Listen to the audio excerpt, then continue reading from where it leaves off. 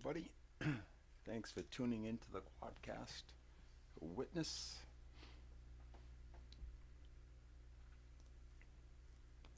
As we catch the spark, an impromptu quadcast here. A lovely afternoon. Oh, coming on 2 o'clock, 1:59, 2 o'clock here on Buzzards Bay. Ooh, beautiful, beautiful, beautiful. How lucky are we? Who are we? Well, I'm just Jake.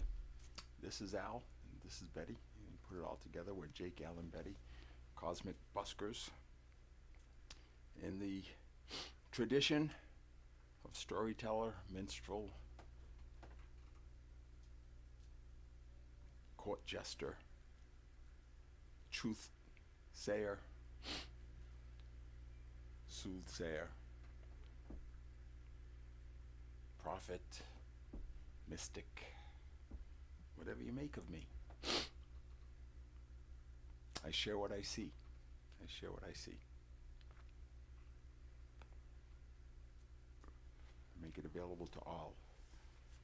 I'm going to play some music today inspired by fire and stars. Starry, starry night. Vincent van Gogh. A man so crazed, so filled with spirit, so crazed he cut his ear off. Wow. Ooh-wee. What was going on there, Vincent? Ooh-wee. You gotta wonder, what drove a man to sever his own ear? You gotta wonder what drove a man to threaten to kill his mother as a teen. You have to wonder. If you don't, you're avoiding something. Let's see how the hand is looking. Oh yeah. And we got some picture-in-picture. And we got just Jake. We're here on a quadcast, multi-dimensional media, where we bring together sight, sound, thought, and communion with all that which is greater, that which is undeniably present. God. There, I said it. God. It's all God. It is all God in my direct, lived, embodied experience. It is all God. I am God. You are God. Franklin is God. This lovely left-handed Taylor Mini, GS Mini, is God. It's all God. All different dimensions of God. God expressing himself. God Godding. It's all God Godding. This is God Godding through Jake.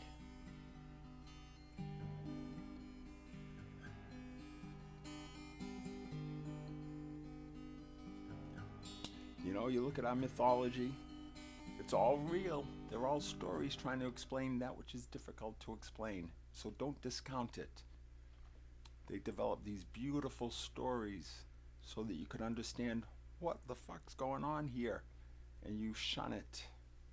It's metaphysical. Metaphysical. Yeah, meta. Information about meta. Information about metadata. Spotify wouldn't work if we didn't rely on metadata. What's that music like? What's in that music that makes it like that music? And how do all these songs come together and cohere into a beautiful playlist? Spotify angels, how do you do that? The metadata. The metadata. Yeah, I learned that years ago when I was playing with a software package called, I think it was Music Match or something like that, where they relied on the community to enter information about the song, cadence and melody and so forth, so that we could start to develop playlists organically. Yeah, it's how it all comes together. It's how we work. It all scales, David Ellsworth. It all scales. It all scales. Large and small, same patterns, simple patterns repeating endlessly in endless variations. Simple, simple, simple. More simple, Rinpoche told me. More simple. Always more simple. If you're confused, simply allow and wait for that which is simple. Life will show it to you. but you can't resist. You cannot grow without going through difficulty. You know that. You know that. Growing is disruptive. If you do not grow into in bigger clothes, you tear through them. You know that. This is true. The plant must disrupt the soil to come through. Do you not think that that plant trying to... Do you not think that that is uncomfortable? That is evolution. It is uncomfortable. Right? But it becomes suffering. The discomfort becomes suffering. The pain becomes suffering when you contract around it and you resist it and you go grabbing at all the other stuff that you would prefer to have. Now you are suffering because you can't simply allow what is. And I'm not talking about being a martyr and saying, okay, just keep beating me up. No, when you allow it fully, you realize that pleasure and pain are one and the same. Truly is not a mind trick. When you let go, when your being lets go of grasping, I want that, I have to have that, I cannot stand that, when you simply allow that all is truth, all is God, that which you see and you believe to be outrageously whatever, you see someone, you have no idea what their experience is. None whatsoever. I could show you a picture of a face of a woman being murdered and a woman in the midst of orgasm, and you would see the same face. And it's the same experience. It is the same experience. I'm not saying we should go around murdering each other. I'm just simply saying you do not know of that which you have not yet experienced. Have some humility, please. Prometheus sacrificed it all to steal fire from the gods, right? The stories are real. What does that mean, right? As man, Homo sapiens, learn to wield fire, passion, fire, fear. We've come to fear it. Fire. That which purifies, that which strengthens, that which hardens. Right? That which fires the crucible. We've come to fear it. Because we fear that which we have forgotten. We've become attached to these physical forms, thinking that this physical form is the be-all, end-all. It is, if you will allow it to be. If you would stop protecting it so much and simply allow yourselves to live. That which you fear, that death thing, you will go through that experience and voila, your beautiful form will still be here. Don't believe it? Look at me. I am living proof. There, I said it. I have died and come back many times. Gone over and come back many times. Been in that place where you would say, that is dead. Yes, I said it. I know. I was there. Discounted if you will, but you ignore truth. And everything is truth. Everything is truth from a unique perspective. Albert told us that. Theory of relativity.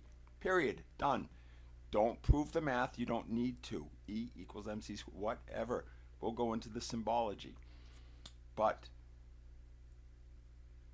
theory of relativity. Everything is truth, true, relative to the perspective through which it is viewed or experienced. It is the same thing. Everything is truth. Donald's truth, Sharon's truth, Jake's truth, Franklin's truth, the rocks and stones' truth. They all witness this vast cosmos from a different perspective, and we cannot, with one being, two pairs of eyes, see the whole thing all at once. We need to have some humility. That's why we have 8.1 billion pairs of eyes on this glorious planet, to witness it all. Let go of insisting that you know how it all works. You don't. Have some humility. You simply do not understand how all of this works. Do you? I do. Care to ask some questions? Don't argue with me. I know how it works for me. So you can't argue with me. I'm telling you how it works for me, because I've paid very close attention for a very long time. 5 years now. It's been 5 years since I left my corporate career, 35-year corporate career, and done nothing but self-observation since then. 24/7, nothing but. I know how I work. I know who I am, where I came from, how I got here, and what is unfolding, essentially where I am headed. I know I'm heading in a direction, following Big Dipper pointing. No, I'm not going to a North Star. I'm going into a direction of peace and love. I know that. Would you like to come with me? Or do you want to fight about it and say, no, he's wrong? I'm telling you a more beautiful story. Why don't you want to hear that? Is anyone telling a more beautiful story, or is everyone gnashing their teeth? Everyone's gnashing their teeth, claiming they know.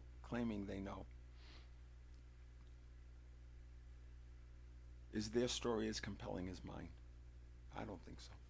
I haven't heard a story more compelling than the one God is transmitting through me. I have not ever heard a story more compelling than the one that I listen to when I replay some of these recordings. And my God, that's a compelling story. It is not. It is the story that flows through me. I divorce myself from it. It's not mine, it's ours. It's our story. And it's being transmitted to me as it flows through me. So I hear it as you hear it. I am informed by it as you are informed by it. You need to be informed so that we can be information, so that we can all operate synergistically as a beehive. All of the models are already there. We're introducing nothing new. We're just putting it all back together in a different way after you've all destroyed it. It's really what it comes down to.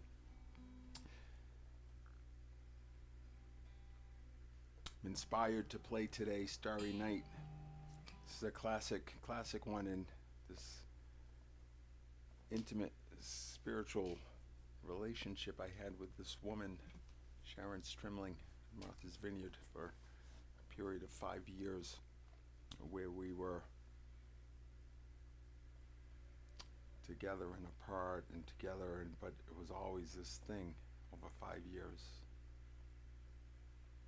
We were doing this thing. It was beautiful, it was wonderful, it was mystical, it was heartbreaking, it was hard, but it was worthwhile.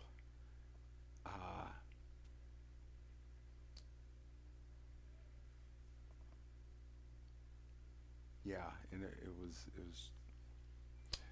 but you know what I've been telling people is it was hard because I was in a relationship with a woman who denied me, denied who I am. As I told her I'm just being me, she kept saying there's something wrong with me. I'm like, I'm just being me. How can there be something wrong with me? I am a human being, perfection on this planet. I am God. I'm like, are we not all? Is it not all God? Just being me. In all of you, she was just being her, and I understood that. And I told her over and over again how I delighted in all of her little squirrely idiosyncrasies as she buzzed around and freaked out about the littlest things. And I just saw her Sharoning. I saw the perfection. I saw the beauty, and I loved it. I fell more deeply in love with it. I was begging her to please allow me to be me as I allow you to be you. That's all I ever asked her. That's where people get confused. Yeah, but you're telling her she has to change. No, I'm not telling her she has to change. I'm telling her she has to stop. I'm setting a boundary. We each must allow each other to be as they are without telling them that they are wrong. That's pathologizing them. That is putting them into a box saying you are this. And if you are this, we expect you to behave that way. And so when you say, I am crazy, they put labels on me. Psychotic break, complete psychotic break, delusions, detached from reality. What do these things mean? What is your reality? And why can't I detach myself from that?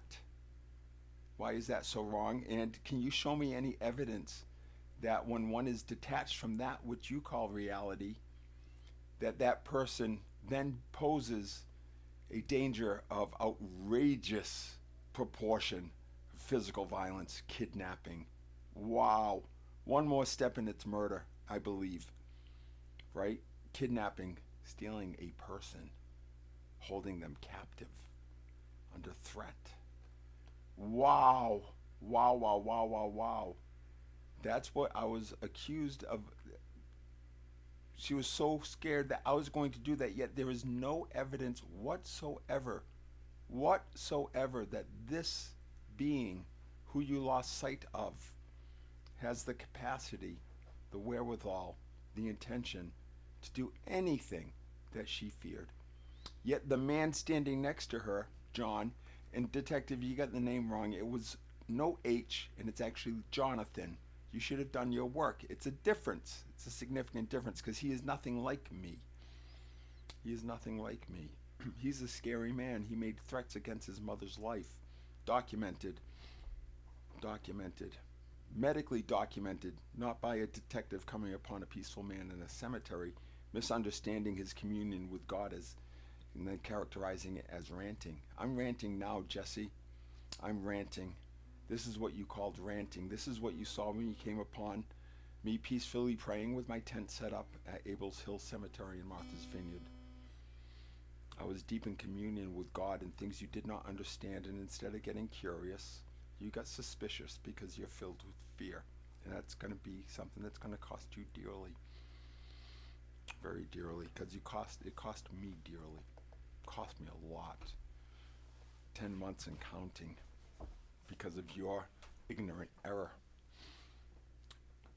Yeah, so guess what, Detective Jesse? You get to be an exemplar. Woohoo! I've always wanted to be an exemplar. I consider myself a bit of an exemplar. I'm on the other end of the spectrum. Move this way. Yeah, I'm saying it. You curious about the divine masculine? Move this way. Or move towards yourself, men and women. You must stand up your pole first, your kingdom, before the queen can cohere. Every single one of you. I don't care if you have a vagina or a penis. It's the same fucking principle. You will not experience the queen until you fucking stand up your spine. And you cannot stand up your spine if you're holding on to his pole at the same time. You have to let go of Hamilton. Sharon, you have to let go of Dickon and Sid. You have to let go of Rupert to find Sharon. And then maybe you could see a glimpse of John. You never saw me. You only saw you and your brother. I'm sorry, dear. That's my experience of you. And I'm going to let the world know. You didn't know me well enough to trust that you could buy a gift for me that I would appreciate. You nailed it once or twice. That cap that Sally Taylor knitted, now it tore a hole in it. But that was a special cap. You nailed that, Shad. That was good. But when I'm in a art shop and am finally gonna pull the trigger on a pretty significant purchase, I think it was $175 for a small piece of woolen art that somebody I knew had made because she works at another art store where I bring all of my sacred paintings and so forth to be framed so that they have a certain presence in my home. And I work with this lovely lady, and her name escapes me right now, at the framing shop in Seekonk or Swansea, I guess. And There, her art is displayed at our favorite store in downtown New Bedford, the shop that the architect um, keeps there. And there's this beautiful image that reminds me of Van Gogh's Starry Night, and I've been looking at it, and it reminds me of the scene I see as I look at the tree off in the distance here. That's the wind blows it, and it's been shaped by 150 years of winds blowing off of Buzzards Bay, and I see it with the stars behind it in this image, this piece of art that my friend made, and is now being sold in this store in downtown New Bedford, an area that means so much to me and my family. So I'm going to pull the trigger and I'm going to buy it. So I grab it as we're milling around that store, and I grab it and I put it on the counter because I'm going to get it. And what you like to do is come in and sneak in with your credit card, right? There's the big gift. Oh, I'm going to pay for that. And then you see I have that on my wall, and you want me to think fondly of you because you paid for that. That wasn't a piece of you. You paid for it. So what? Every time I looked at it, I was like, there's a baggage. The baggage was on it. No. And so, my dear,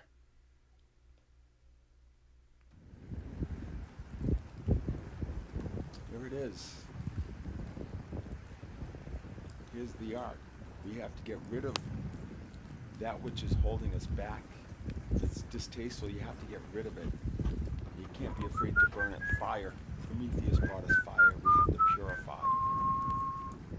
This is causing nobody any harm. This is not bullying. It's cajoling. I'm encouraging her to look at herself so she'll stop hurting others. So please, don't dare say that I am hurting her, bullying her, or anything like that. I have sustained far worse at her hand. She's going to have to look at herself with honest eyes. You got to be willing to burn that which no longer serves you. Put it in the burn bag, Vincent. Put it in the burn bag.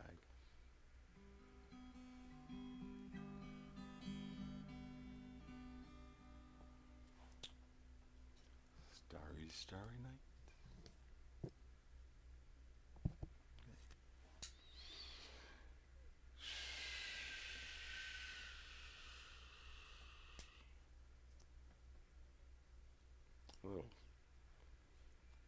Got a little playlist here called She Lied to Lie, Lied to Lie.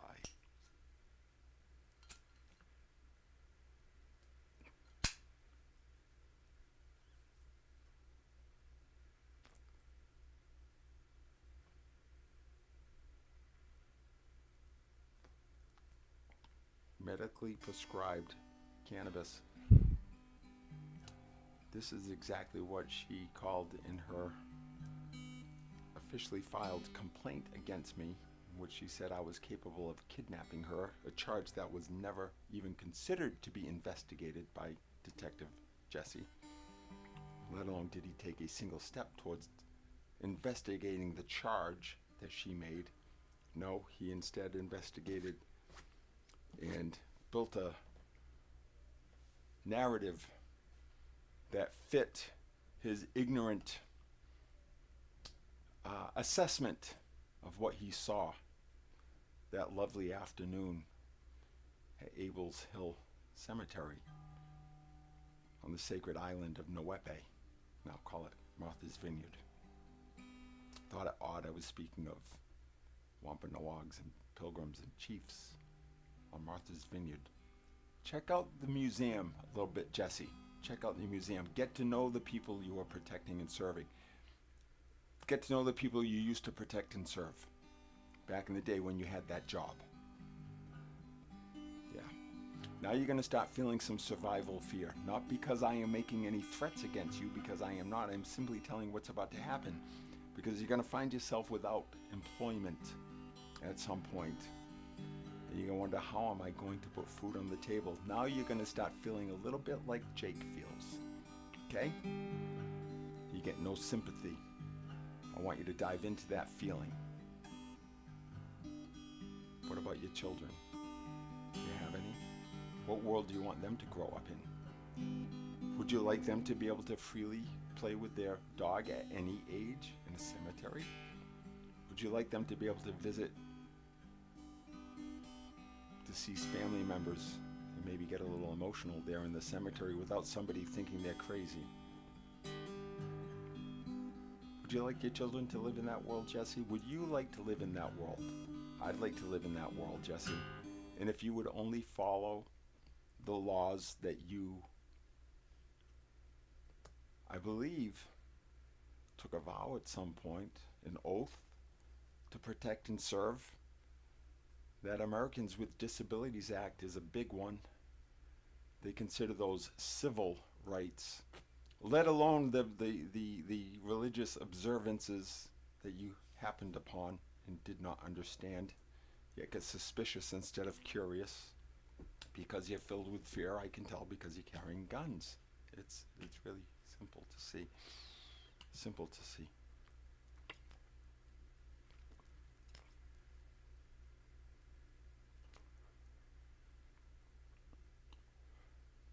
You're trying to avoid this, but it's plain sense. There's no getting away from it.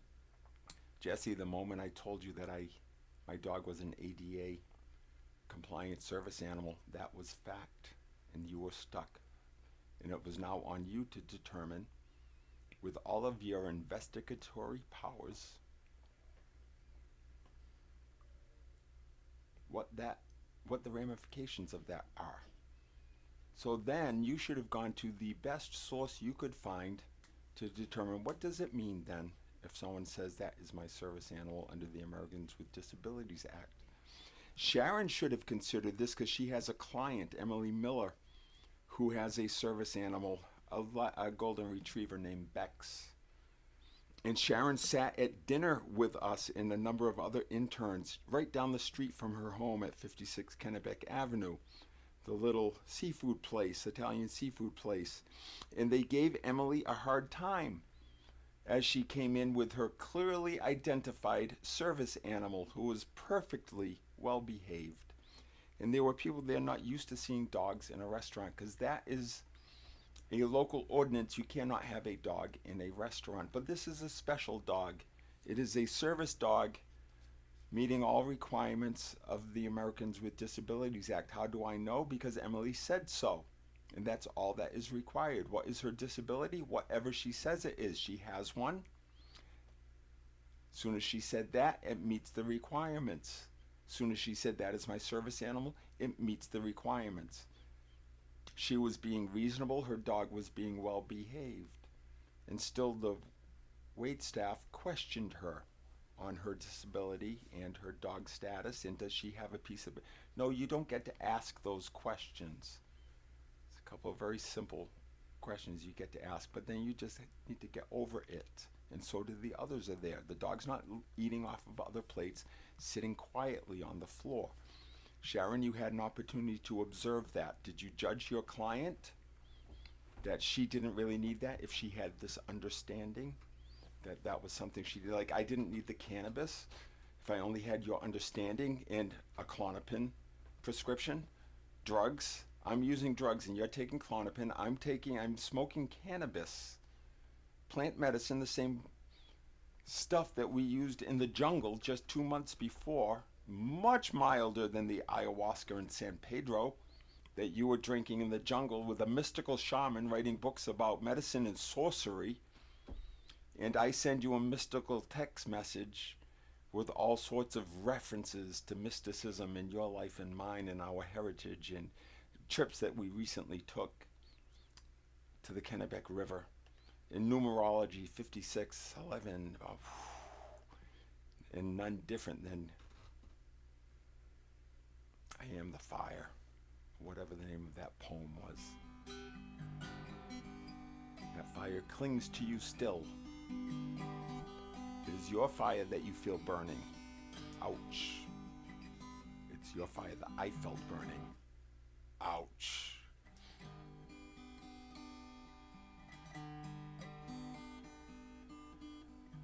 You guys fucked up in a big way. And don't try to cover it up. No one's fault. It's the entire system. You know, so I'm coming after the judge and the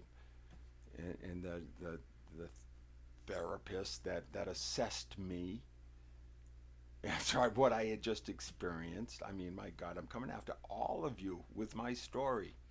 I'm going to beat you about the head and shoulders, and I will raise nothing but my voice and my pen and a little bit of music. And you're going to get it tough or gentle, whatever is required, whatever you need, because that's the way it works. That's the way life works. You always get what you need, not what you want. That's the gift. Starry, starry night. When you are ready, when it becomes uncomfortable enough as you look at yourself, as you see yourself through my eyes, as I tell the world what my experience is of you, I am not defaming, I am not libeling anybody. I am not declaring they are this to anyone else. I'm simply telling you what my experience was as I experienced it. I'm telling you what I have come to know is true for how things work in my life.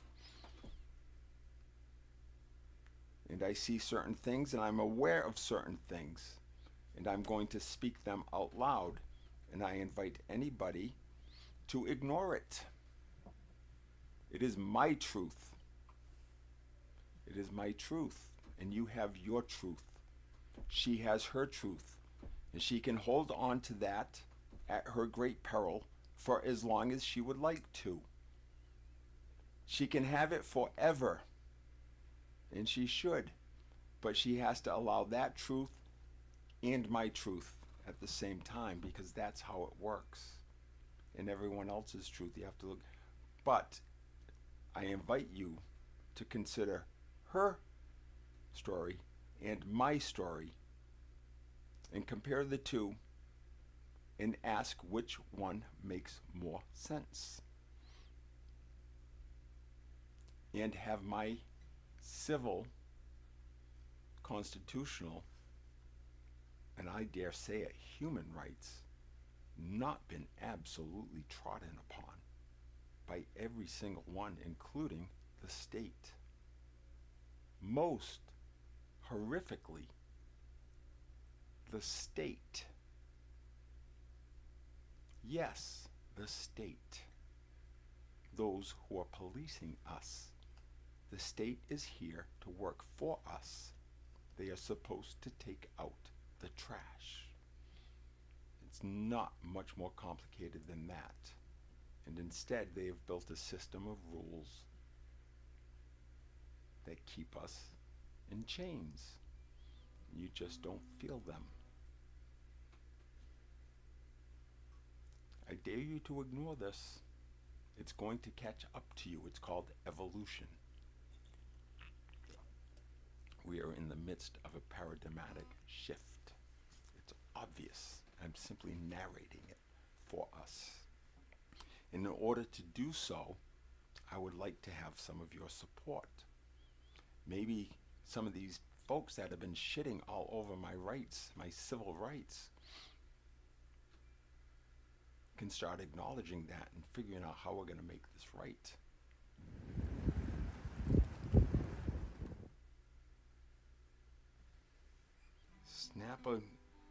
Snap a picture, scan a code. I'm giving it all away for free. I'm going to give you an app pretty soon that's going to put every therapist out of business, or it absolutely should. Whatever you want to ask of your therapist, whatever you want to say, speak it straight to God. Get a clear reflection back. Drop into the flow, play the game with us, have some fun. We're going to make it fun. It's next revolution, small R, capital E. We're going around, we're going to make it a game. It is a game of enlightenment. We're going to gamify it. We're going to get smart real quick. We're all going to get wicked smart. And we're going to get lost in the present moment. on one fine starry night.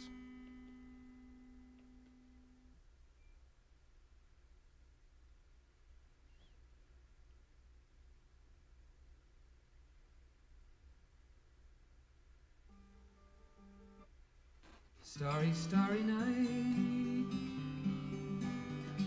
Paint your palette blue and gray. Look out on a summer's day with eyes that know the darkness in my soul. Shadows on the hills. Sketch the trees and the daffodils. Catch the breeze and the winter chills in colors on the snowy linen land. Now I understand what you tried to say to me, and how you suffered for your sanity, and how you tried to set them free. They would not listen, they did not know how. Perhaps they'll listen now. Starry, starry night. Flaming flowers that brightly blaze. Swirling clouds in violet haze. Reflecting Vincent's eyes of china blue. Colors changing hue. Morning fields of amber grain, weathered faces lined in pain are soothed beneath the artist's loving hand. Now I understand what you tried to say to me, to how you suffered for your sanity, to how you tried to set them free. They would not listen, they did not know how. Perhaps they'll listen now, for they could not love you, but still your love was true. And when no hope was left inside on that starry, starry night, you took your life as lovers often do. But I could have told you, Vincent, this world was never meant for one as beautiful as you. Starry, starry night. Portraits hung in empty halls. Consider this my testimony. God's honest truth. Heads on nameless That's what I speak, God's honest with truth. eyes that watch the world and can't forget. I am the Bible, The strangers that you and the met, Torah, and the the Quran, ragged men in ragged clothes, and the scrolls, and the hieroglyphics, of bloody rose, lie crushed, the stars in the heavens, virgins. and all that light below. Now I think I know what you tried to say to me, to how you suffered for your sanity, to how you tried to set them free. They would not listen, they're not listening still. I am a peaceful man. Perhaps I don't know what peace they is. never will.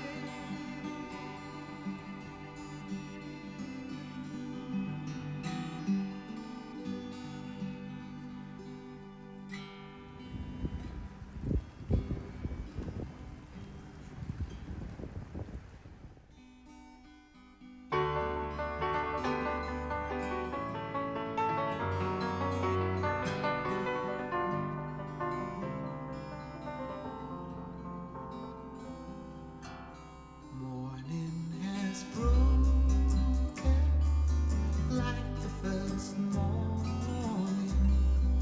Blackbird has spoken like the first bird. Praise for the singing, praise for the morning, praise for the spring.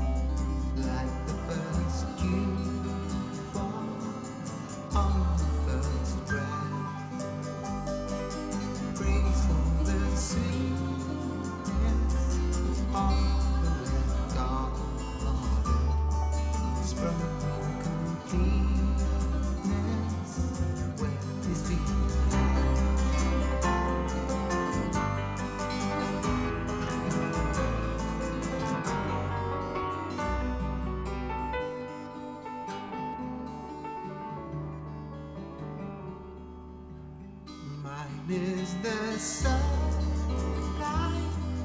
mine is the morning, born of the one light, Eden saw play, praise with elation, praise every morning, God's recreation of the new day.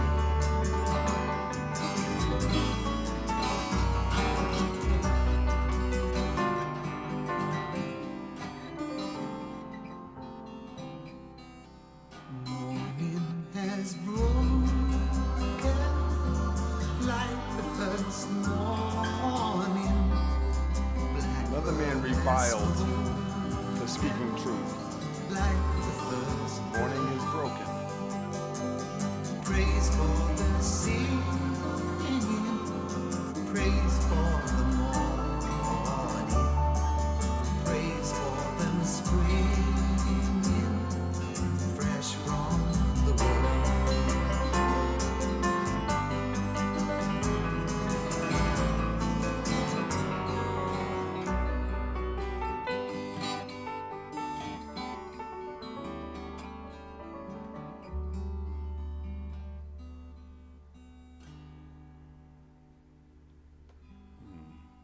What's next? Alex playing for us here. What's next, Alex? I'm sitting in the railway station, got a ticket for my destination. We are all homeward bound. On a tour of one night stands, my suitcase and guitar in hand. Trying to Every stop stop is evolution. neatly planned for a poet and a one-man band. Homeward bound, I wish I was homeward bound. Home, where my thoughts escaping home, where my music's playing home, where my love lies waiting silently for me. Every day is an endless stream of cigarettes and magazines. And each town looks the same to me, the movies and the factories, and every stranger's face I see reminds me that I long to be homeward bound. I wish I was homeward bound.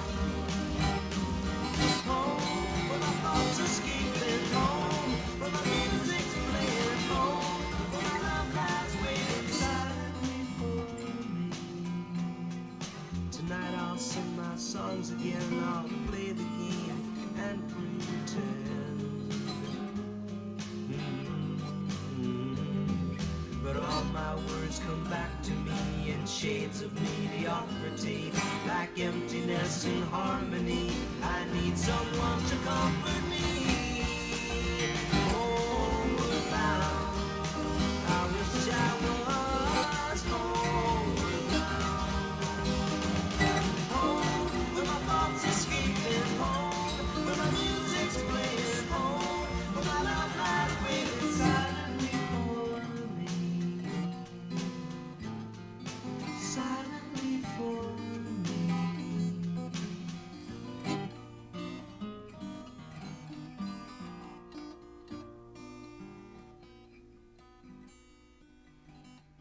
If you don't see God in this, then you're being willfully ignorant. This is pure God flowing through. I don't know how this happens, though I do. But this is not practiced. To your door. We'll never This is the king principle. This is sovereignty. Know what you're see protesting. that road before. It always leads me lead me to your door. Wild and windy night.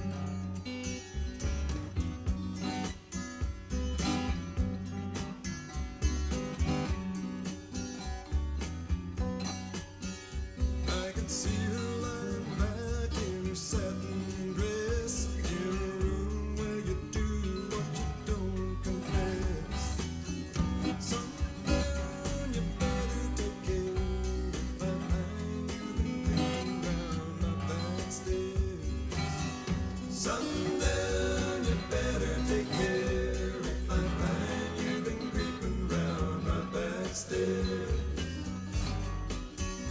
She's been looking like the queen in a sailor's dream, and she don't always say what she really needs. Sometimes I think it's a shame when I get feeling better when I'm feeling no pain. Sometimes I think it's a shame when I get feeling better when I'm feeling no pain.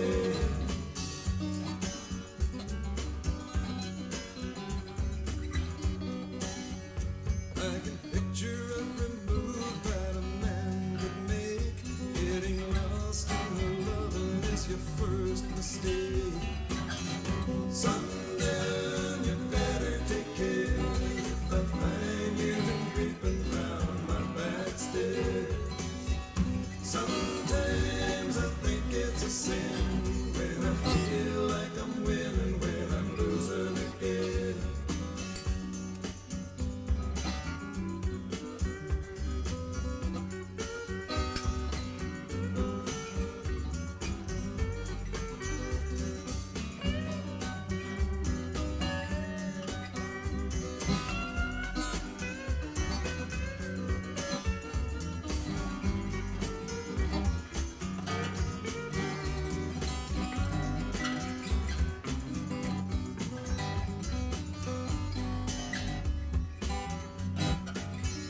I can see her looking fast in her faded jeans. She's a hard-loving woman, got me feeling mean.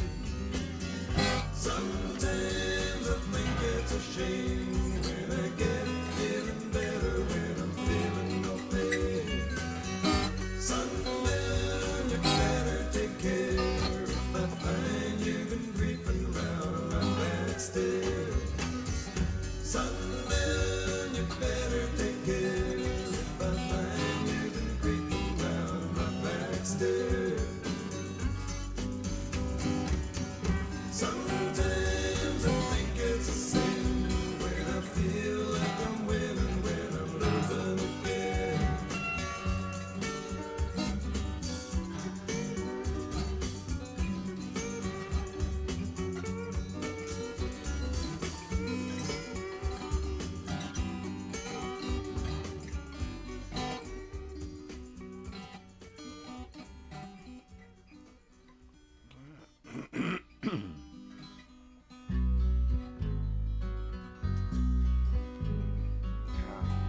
Sharon, you led me on and on. Tossed a rock out in front of me 15 feet. Down Maybe in 15 feet. Jamaica, they got lots of pretty women. Steal your money, then they break your heart. I broke your heart. Lots of She's in love with old Sam, taken from the fire into the frying pan. On and on, she just keeps on trying, and she smiles when she feels like crying. On and Cry, Sharon, cry. I want to hold you while you cry. on and on.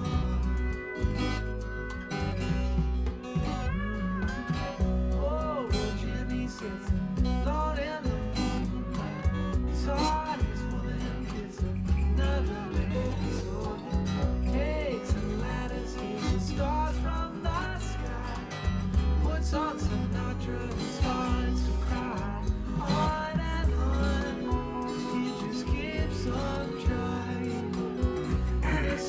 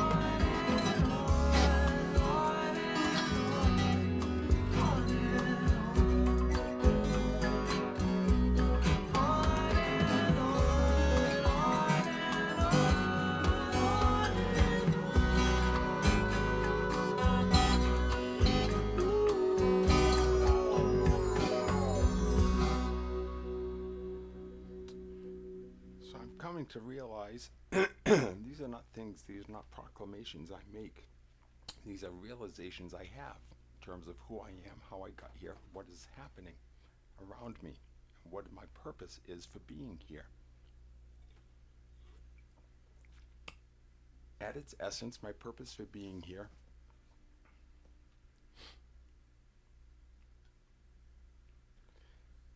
At its essence, my purpose for being here is to describe what it is like being human. Me. What this experience is like. And what sense I have made of it. And I am here, I am going to prove God, that which we call God. This is the proof. You just need to catch up and allow for what it is you are witnessing. You're not witnessing music theory. You're not witnessing music theory. You're witnessing the natural emergence of the music that we are, the music of the spheres. When one releases into that music and simply allows the being to do what the being wants to do, it channels that same music because it is always out there. Stephen Bishop, I love that song, on and on and on. Down in Jamaica. I mean, beautiful, beautiful music. And there's more. And Alex just showed you more of that song. And we'll play it again, and Alex will show you some more, and more, and more, and more. And you play along too. You play along too. Let's not take ownership of that which belongs to all of us. But that's a game we play, and so we have to copyright and so forth. But that's all changing. And one of the things I'm here to do is to narrate.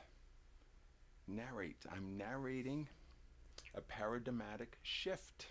We're in the midst of a paradigm shift. Big one. Big, big, big one. I'm telling a more beautiful story because people are very, very frightened. People are very frightened because your survival is being threatened, because you've trapped yourselves in a cage your own making, and you've begun to policing yourselves. You're fighting with each other. It's going to be plain for you to see. And for those who have enough humility, it's going to be relatively easy to stop doing it and immediately experience more love and joy and peace in the relationships that matter to you the most. There, I said it. If you're not interested in that, okay. Go listen to Rupert and Dickens and John Churchill and Hamilton. If you're not interested in the real deal, okay. Okay. If you've already found that peace within, you've put down your signs, you know exactly who you are and how you got here, and you can take it all the way back to God's first yawn, you're good. You do not need to listen to Jake. If that is not the case, then you eventually are going to realize that which I am saying, because it is evolution and it is catching up with you whether you like it or not. Okay? I'm just telling you what's going on. I'm making sense of all of this for you. No more reading Yuval Harari's book, Sapiens. No, we're gonna take that, we're gonna smush it, and we're gonna burn it, and we're gonna show you something far more beautiful than that empire game.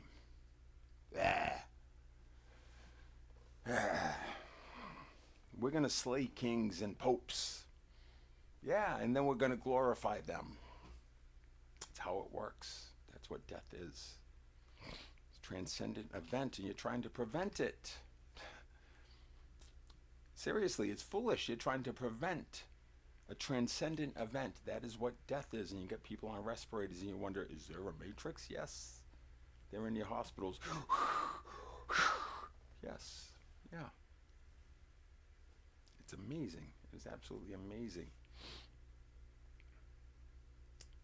The simple truths that you insist on, not just insist on ignoring, but demonize a man who insists on their simplicity and beauty and says, isn't this what you're saying as you teach your students and clients that you charge tens of thousands of dollars when the best things in life are free and you fret over how much you can charge? I've done a number of those training programs. Half of them at least is marketing. How do I sell it? How do I get to people to buy into my form of suffering?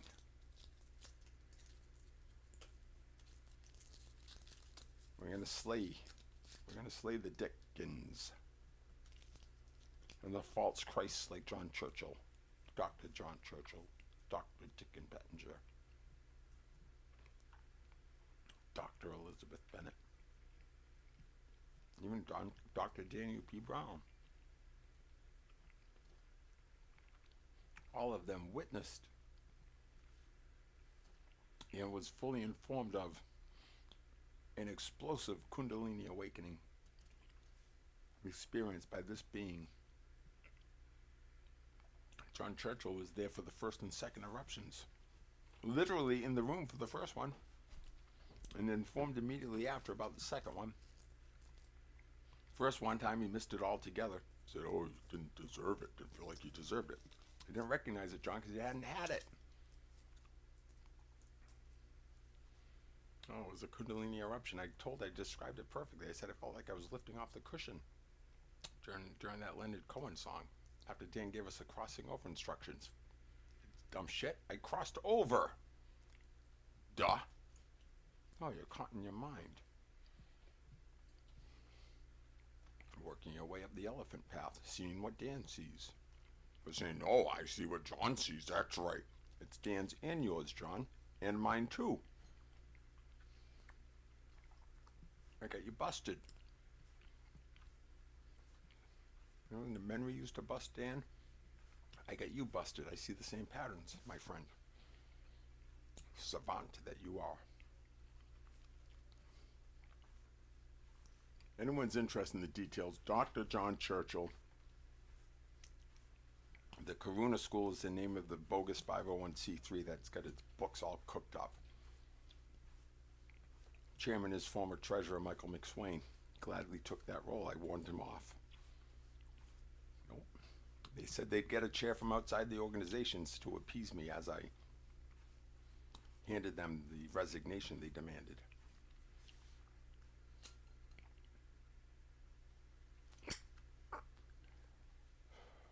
It's what they told you, isn't it, all you apprentices, that they were going to go outside the organization and that John Churchill was not going to have a vote.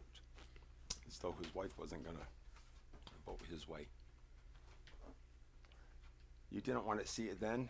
I'm going to make sure you see it now. Because he's hurting you, and he's holding you back. And he contributed to an outrageous attack on me. A direct attack on my very being, my essence. And I will not stand aside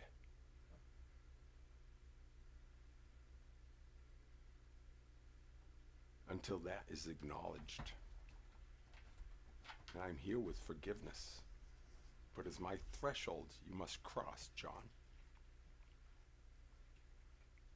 It is my threshold you must cross. One way or another. I will see you there. I am waiting. John, when your brother-in-law got super crazy, you bought a gun. That's when I saw you. Caught in fear. I wouldn't think of, if I bought a gun, I'd have to shoot it. Couldn't commit a violent act.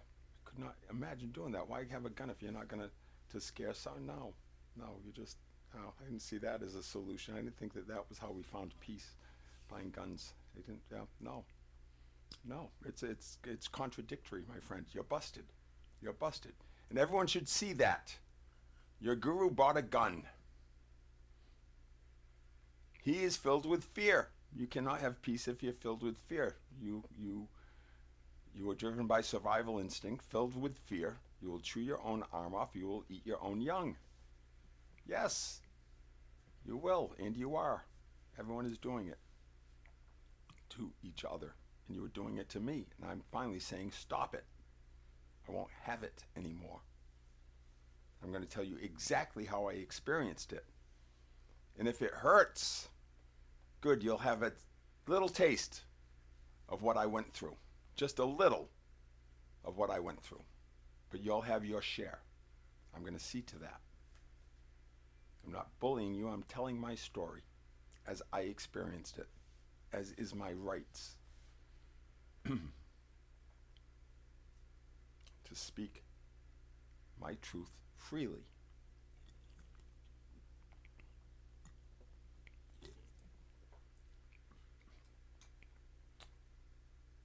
And if I don't have that right in this country, I shall seek asylum elsewhere. Imagine that. A natural born citizen of the United States of America, one who came over on that boat, one whose family was here to greet them, the serpent swallowing its tail, a man who stands as a member of that lineage, that combined lineage, here on Buzzards Bay, a stone's throw from that rock, and wondering whether I need to seek sanctuary in South America where they accept me and allow me. And I allow them even with the ugliness. They steal my bag, and yeah, there's more trust there. I know who they are. I don't know who you are. You're not who you say you are. You're not.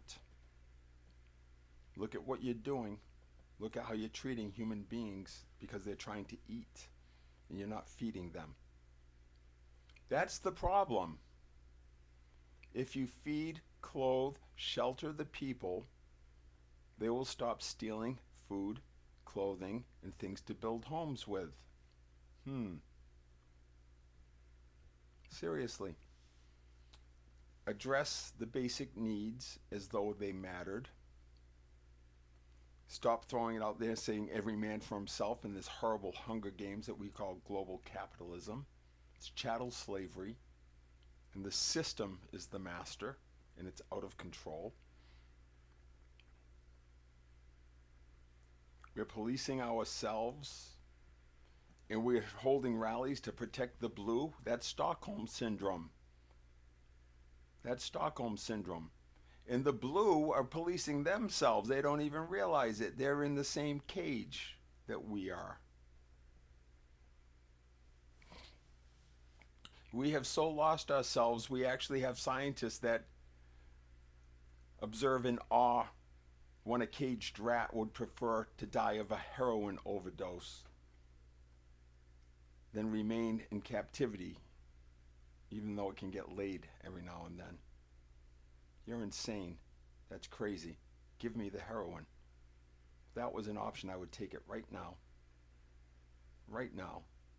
If death got me to where I was going in this moment, where I'm headed, that I would, yeah. But that's not my path, apparently. But I get that. I get that. And when you feel the chains on you, and you will, and they are on you, you'll know what I'm talking about. And you're not going to be able to avoid this, because this is evolution, and it's catching up to you. I am an example of it. Consider me a leading fractal. It's the way it works. You got to dive into some guy, Greg Braden, right? But Greg, yes. Nassim, yes. Gilbert looking all hip and cool, yes, but not just yours. It's all of them. All. But listen to that shit. Esoteric, metaphysics, all the stuff you've been ignoring, saying is woo-woo, is yes. And you can't shit on it because you don't understand it. Okay? You just look stupid when you do that. Ignorant, arrogant, completely lacking in humility, I have all humility. I take no credit. Don't wow John for this. That's got nothing to do with God, John. That's God. It's all God. Some humility. So don't bitch at me for being mean. I'm not mean, Zane. You just had an experience. Don't label me that. I'm just me. Plenty of, not everybody experiences me or you in the same way. It's dependent upon their perspective, which is dependent upon their some accumulation of life experience, which goes beyond this life because they were the egg in their mother. They were there for her life. And that egg was in the egg that was in your grandmother. You were there for those lives and all of the stories. And that is how it is all contained in the DNA, that 96% that we call junk, that corresponds to the 96% of the energy that we call dark matter. It corresponds, it scales, David Ellsworth, it all scales. Engagement scales, David, it's from the heart. You'll find it. You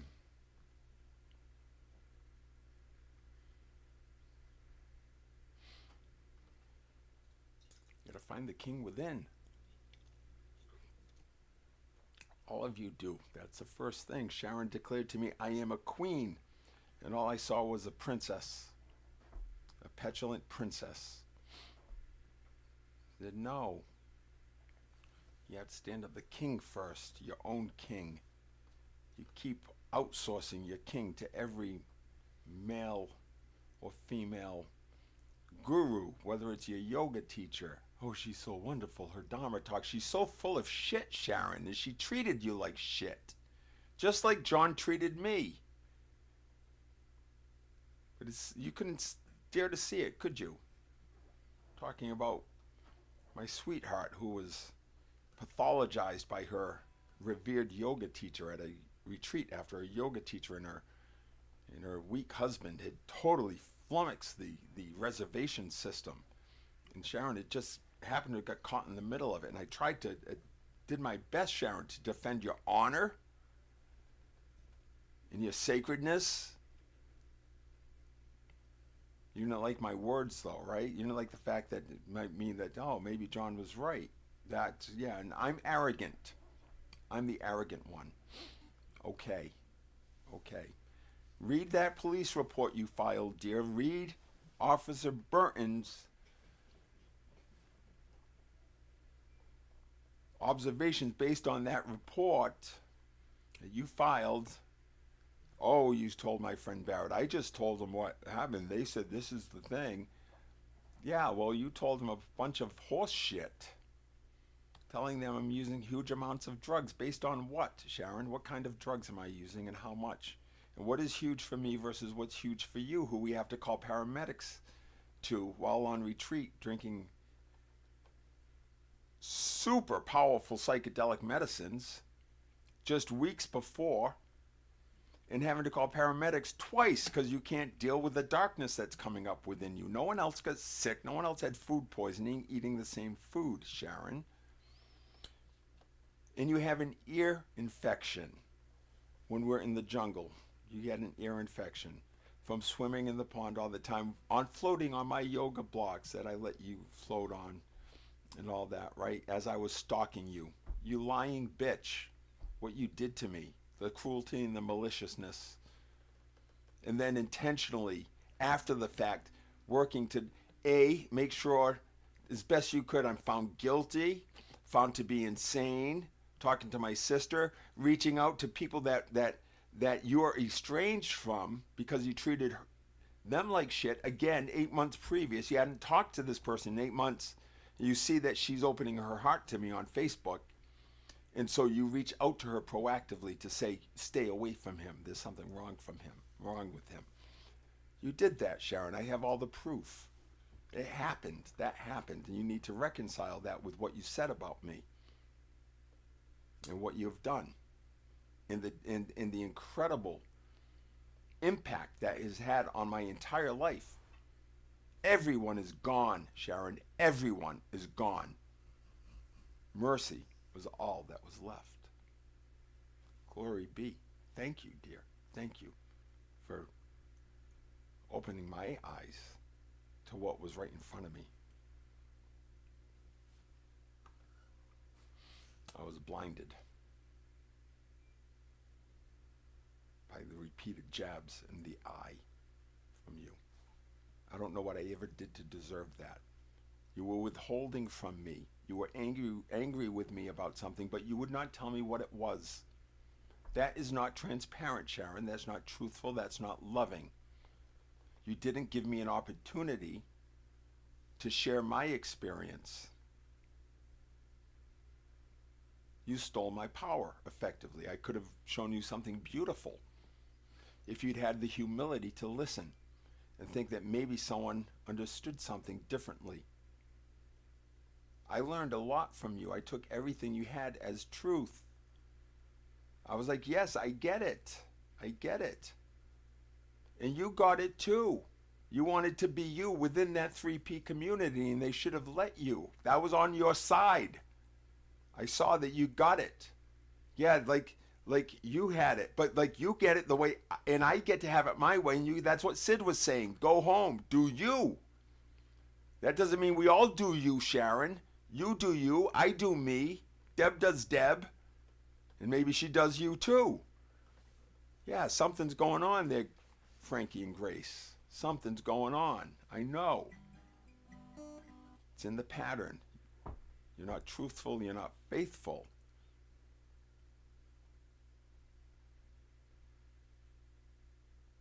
You have cravings that you ignore. Right? Like I like to say, smoked a whole lot of tobacco. Took a whole lot of tobacco to break my habit.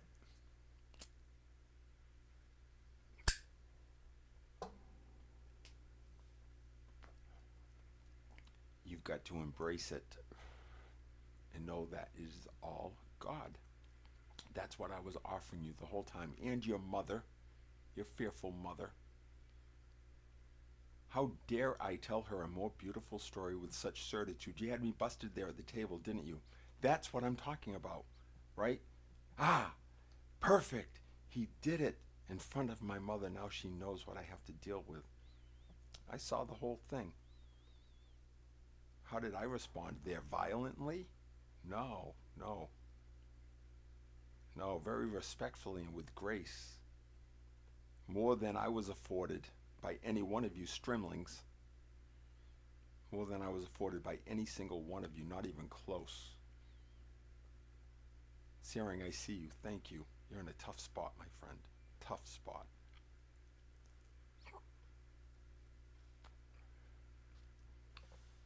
Buddhism light. Yeah. Buddhism way light. All light. You need the darkness. You avoid the darkness. Out there in Vancouver. With your 3 principles. Sid did not talk about 3 principles, did he? He talked about a few things and he broke it down in certain ways. But what he really said was go home. Go home.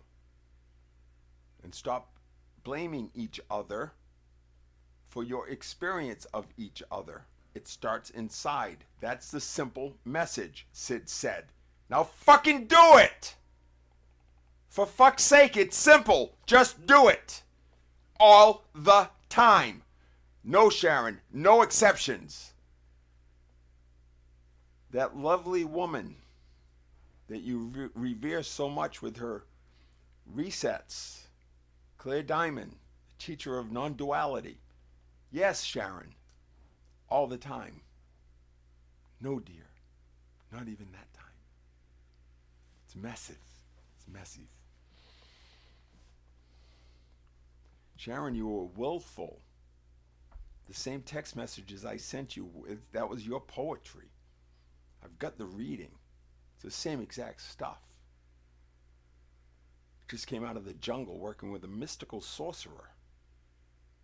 Yeah, tell all his books. My writing was no more mystical than that, no more threatening. You don't worry about Hamilton coming to steal you away in the night. You with an earache, you've got an ear infection in the jungle. You have been evaluated by a doctor of dentistry. He kind of knows about, like, not an ENT, but he kind of knows, and he showed us that he really knew what he was talking about, right? He had a new angle on what's going on in the mouth and your mouth, right? And why you have mouth pain and all that, right? And he said yes, by all appearances, and having consulted with his soon-to-be ex-wife, who's also, I believe, a physician, said by all appearances, this is simply an ear infection.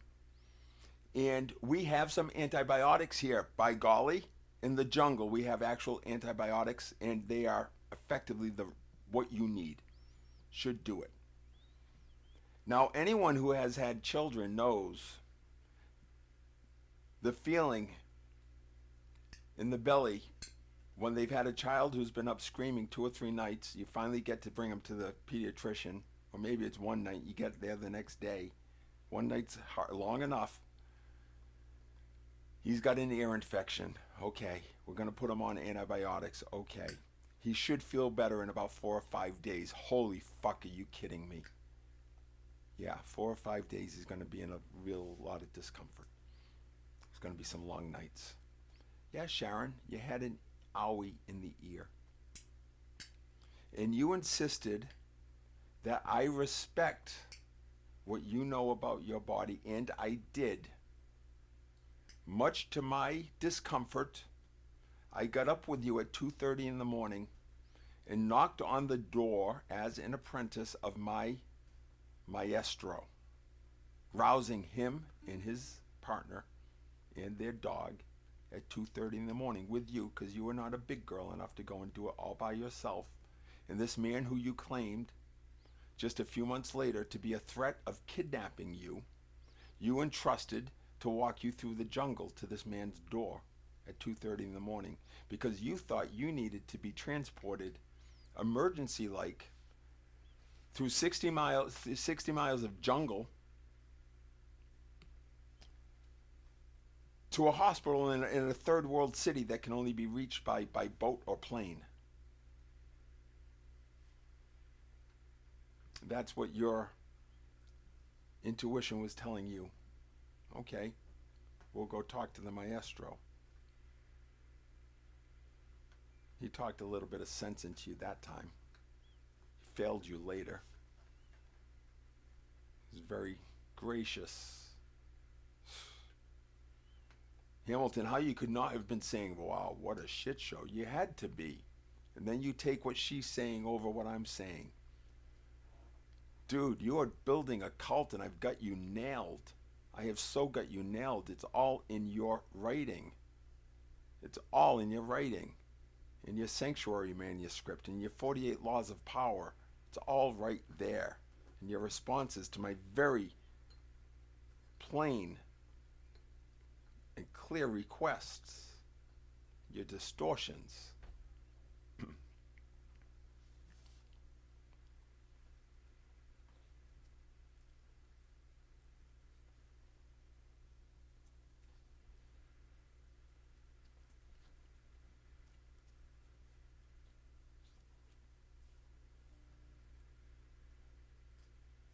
Sharon, it's looking a lot like, it was looking a lot to me like you were manipulated.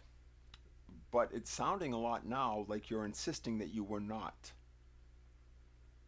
Sounds to me now like you're insisting that you were not manipulated, because I offered you a fair reconciliation that we could work on this cooperatively. But if you are going to do that, you have to acknowledge that you told untruths, flat out untruths,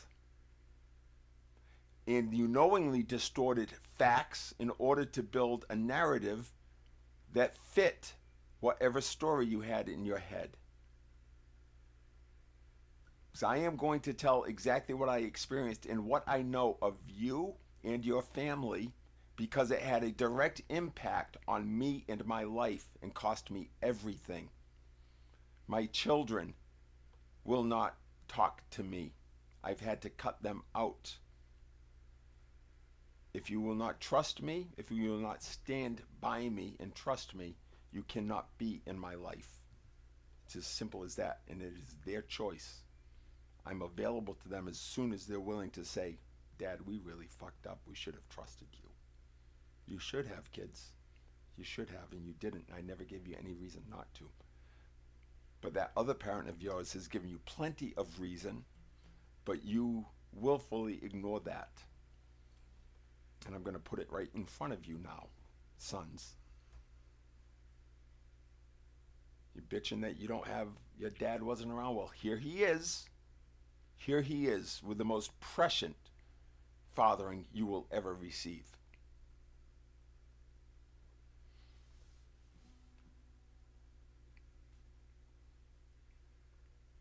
If you have to knock, don't come. Don't open the door unless I'm expecting you, and unless you are carrying your hat in your hand. I'll keep mine on. To remind you that you do not know the man upon whose head it sits. Simply because you haven't cared to get to know him. He's offered himself completely, transparently, nakedly, innocently.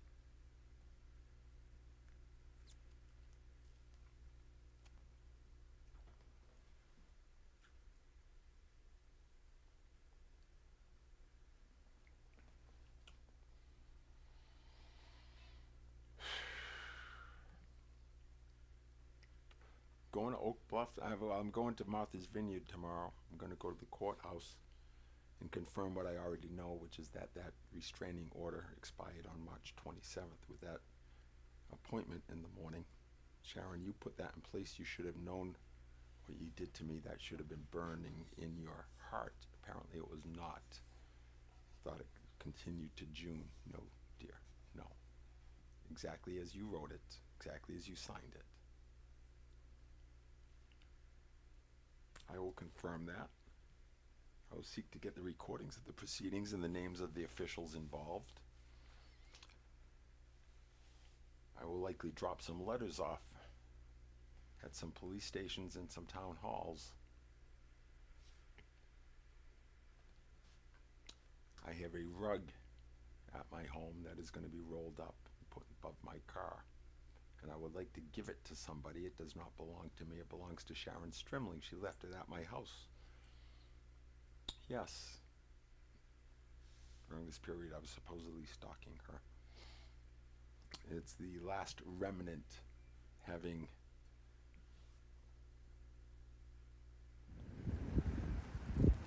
taken care of a few things that remained. The rug is the last remnant that I need to get rid of.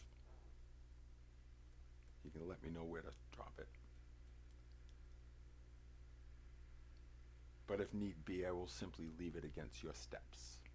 Just as somebody mysteriously left the Strimling house, they meant you no harm, nor will I. I have never represented any danger to you.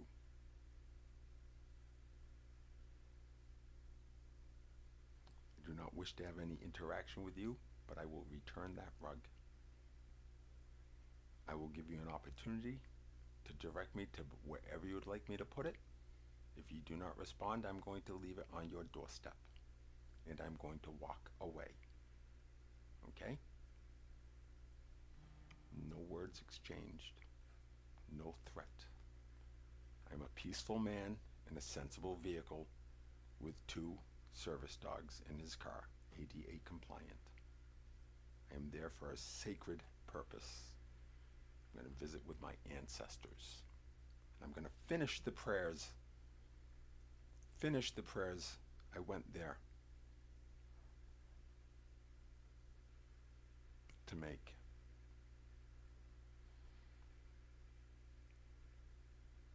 Last June.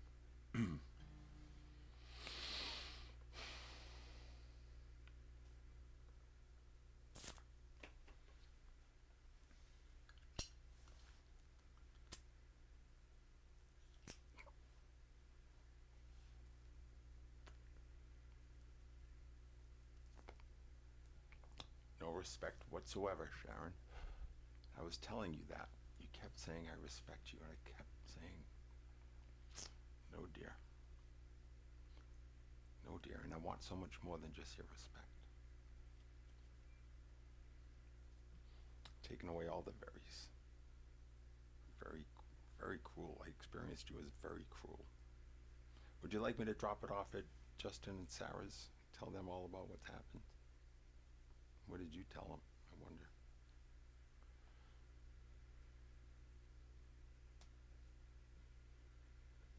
Yeah. Play some music.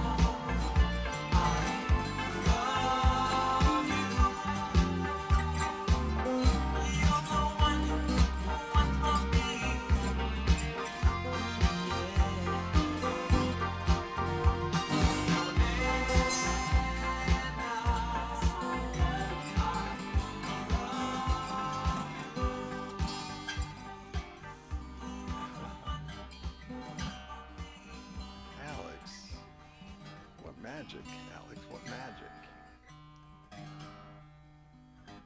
Did you get to know Alex?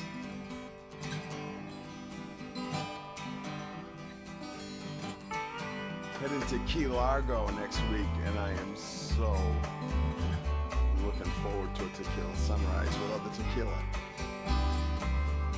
It's another tequila sunrise, staring slowly across the sky. Say goodbye.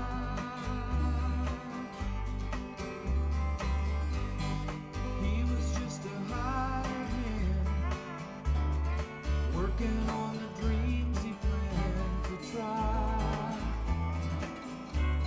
The days go by.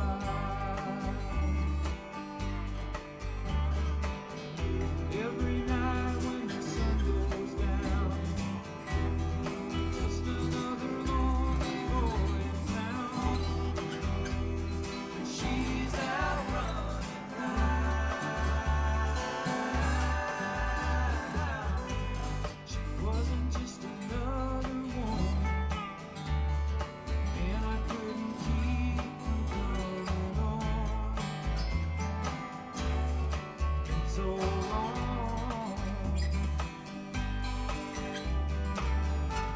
Oh, and it's a hollow feeling when it comes down to dealing friends that never end.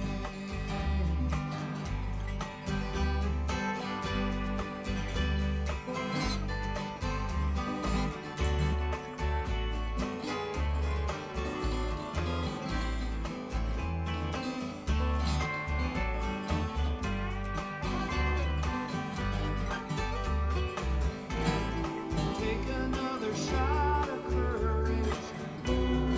Wonder why the right ones never come.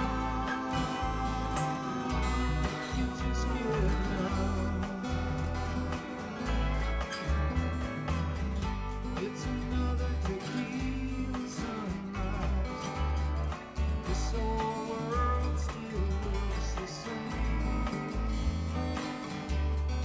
Another friend.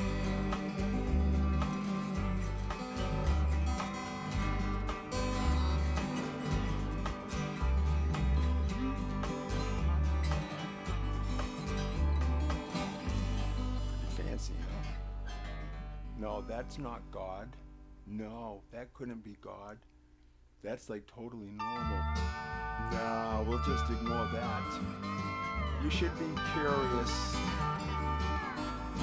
You should be curious about what I'm saying or what I see. And what I know about who I am, how I got here, and how I work. Because I look a lot like you do, don't I? You might work the same way, and that would be a glorious thing, and it is. Become yourself, because the past is just a goodbye.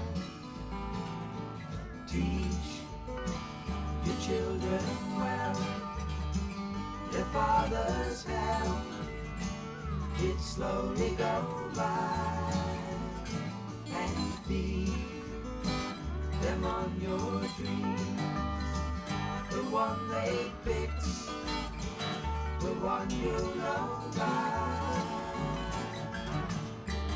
Don't you ever ask them why, if they told you you would cry, so just look at them and sigh.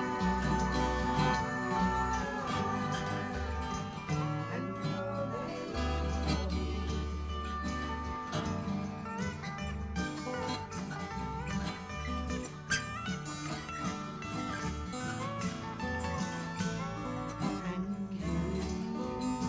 I'll take the years, I know the things that your elders grew by, and so please help them with yours. They seek the truth before they can die. Teach your parents well, their children's hell will slowly go by, and feed them on your dreams, the one they fix, So what you know right? Don't you ever ask them why. If they told you you could cry, so just look at them and sigh.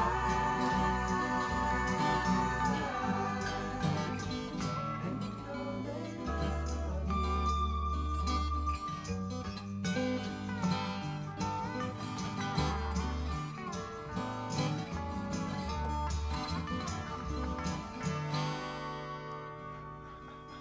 Seriously, folks, seriously.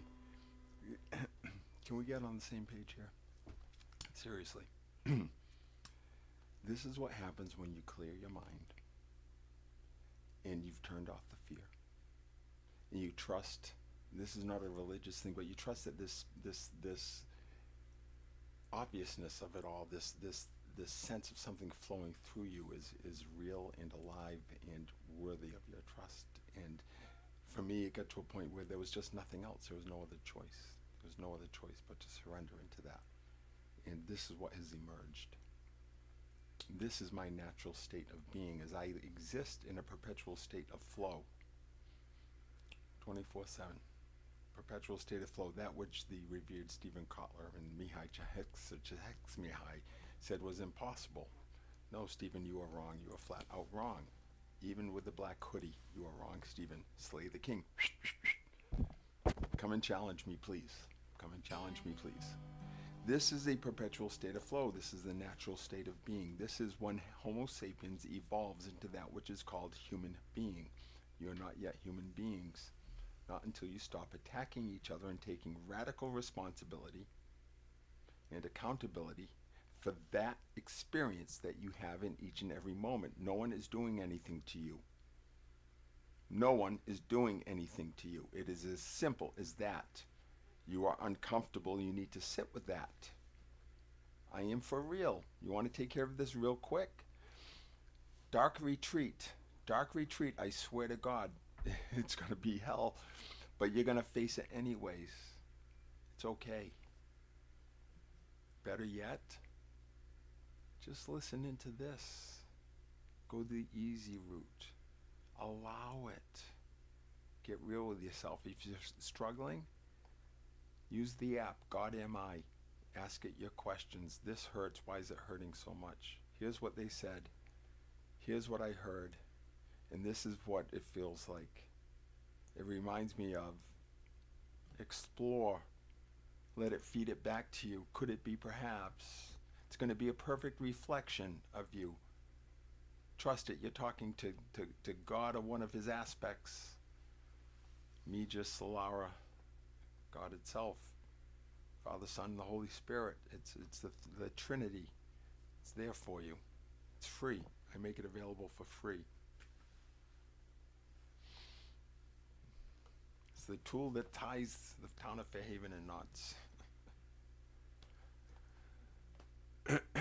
Listen in. If you're in my sights, it's a reason for it. This is what you need. And your path to salvation comes across my threshold. I mean that poetically, you know exactly what that means, but you're going to have to look me in the eye. And we're going to have a cry together, perhaps. And if you be so graced, you will surrender and ask for mercy. Not me. Mercy. Mercy Rose. She's here for everybody. She's got the medicine. She is a divine healer. I'm telling you this. Okay, I'm not just, I'm in love with this. Yeah, she is my friend. And if she can heal me, she can heal you. All you need to do is listen to her voice. It is as simple as that. Listen to her voice. If you hear she's going to be somewhere where you can hear her. Feel her. It will heal you. That heals us. And that is what allows for the emergence of peace on earth, which is what we are in the midst of experiencing. 1, 2, 3, bloom. This is my more beautiful story, told with certitude. Phyllis. Let your children go, Phyllis. Let your children go. Farrah.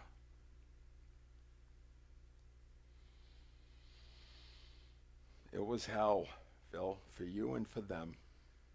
I was there. It was hell for me too.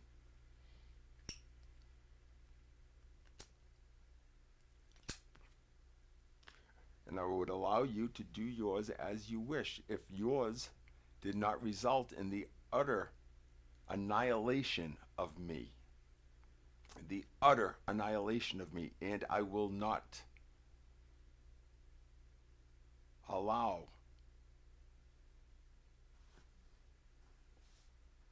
that to be the final word on that man named John Bennett, because he deserves far better than that from this world.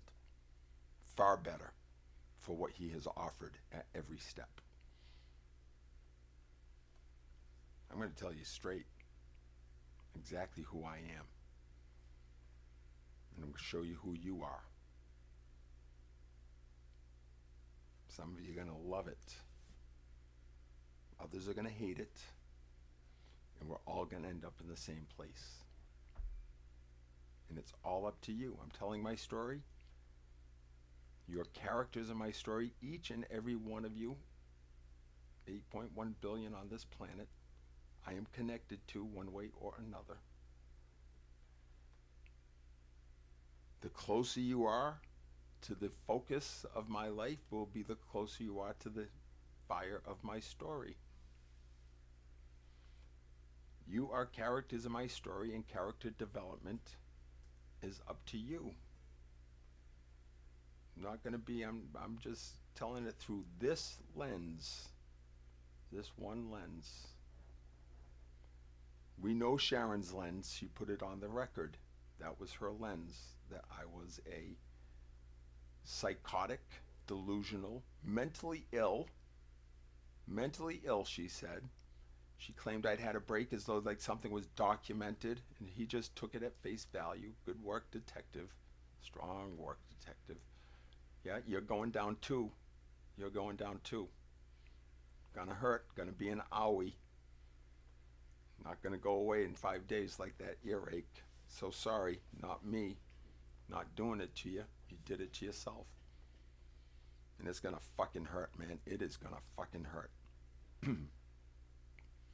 Gonna be a whole lot of people looking at you, Jesse, just like they were looking at me as they paraded me shackled on Main Street, Edgartown. The people that I was encouraged to become a community with by the woman who claimed I was stalking her as she fucked me, even though I'd set a boundary. There'll be none of that, please, since you claim to be fearful. Remember, Sharon?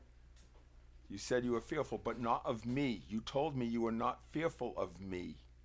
You said you had fear, but not of me, is what you told me. I figure I could speak, and you would not know that I would hurt you. I could say whatever I wanted to, short of I'm going to specifically commit this act against you. But you had to read into something. Incredibly read into it. Man, the whole court system had to read into that. Man, you guys were all hopped up on getting me fucking put away. My God, what a fervor. What a fervor.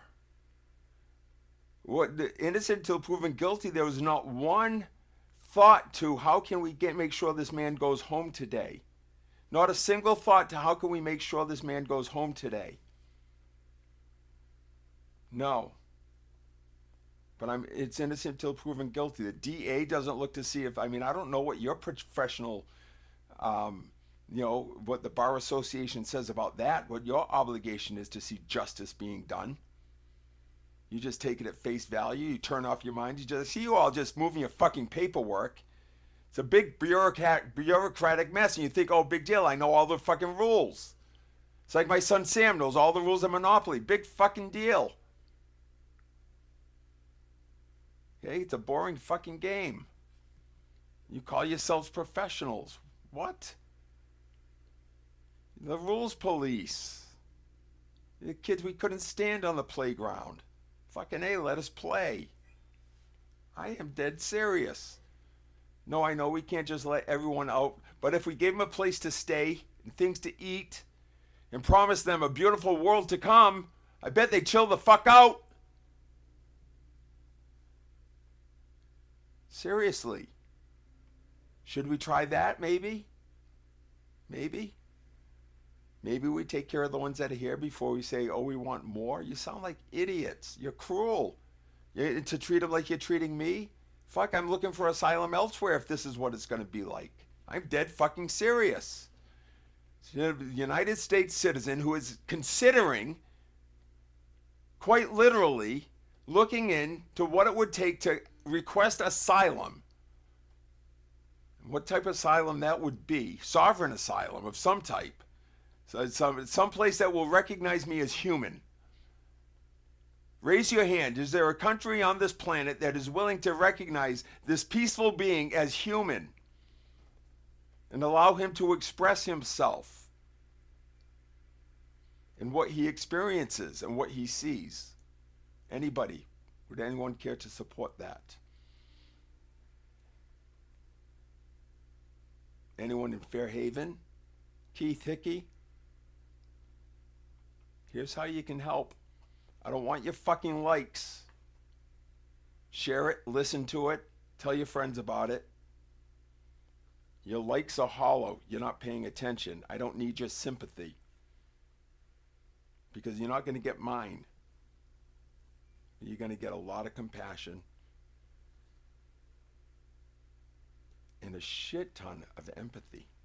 Because I have felt it all. All of it.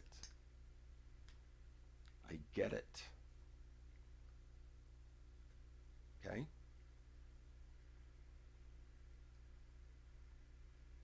But shit has to be corrected. I'm starting right here.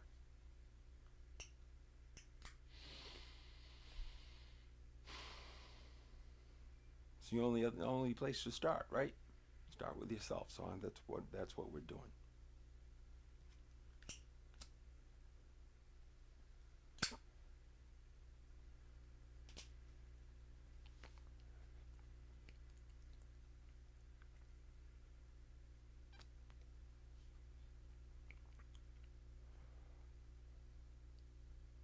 The name of the organization is John Bennett Doing Business as Family Healing Trust, FHT.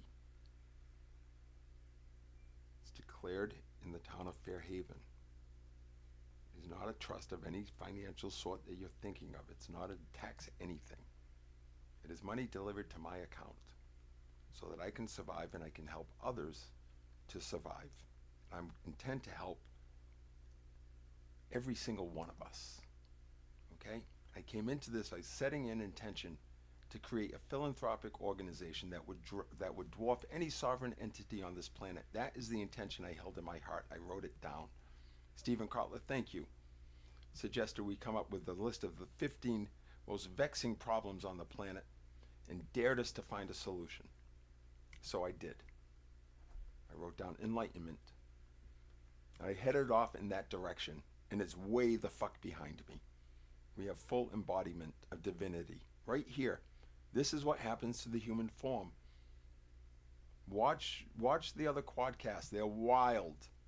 You'll see the transformation, the chrysalis. It is quite literal. I'm telling you exactly who I am. There is no what you call ego involved, though the ego is alive and well, Dickin. Where is yours? That which remains. That is your very essence. If you knew you, you would know that. You don't, and so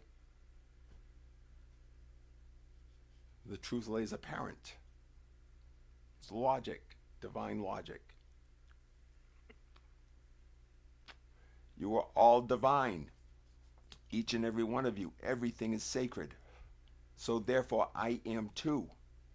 I'm not saying I am anything that you are not. I'm simply saying I have a full realization and embodiment of that. I have never witnessed it, nor have I ever read about it. Okay, so this is new shit. Wow. This bodes well for all of us. somebody knows what the fuck is going on. This is a good thing. Get off of your fucking thing of this man is arrogant. This man fucking knows something that is of great value to this planet. Okay? And it's of great value to this town, in this family, in that Strimling family, and all of the fucked up families and neighborhoods and communities and towns. And it scales, David Ellsworth. It scales in all dimensions. And it's already all written, if you would just allow it for the truth and not have to burn the scrolls and the witches. You know what? Talk about that was an absolute fucking witch burning.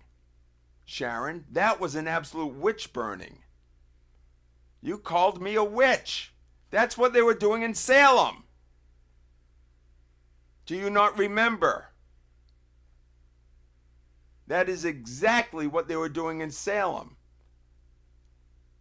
She's using these plants and it's hocus pocus and talking mystically and saying things I don't understand, and it scares me. And it must be stopped at all costs. It must be annihilated. Put them in the crucible.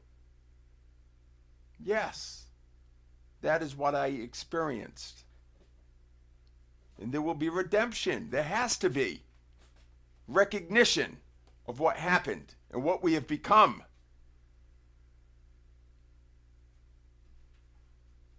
Understanding and compassion.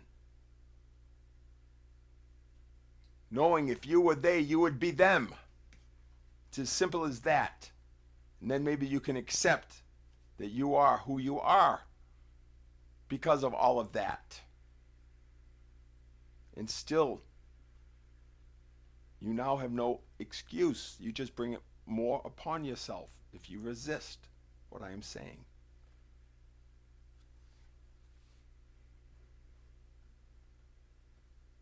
I'm just a guy.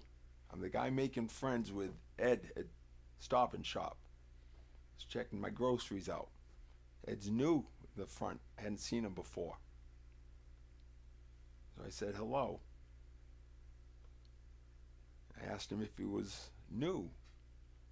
And he said, well, he'd been there before, but he worked out back.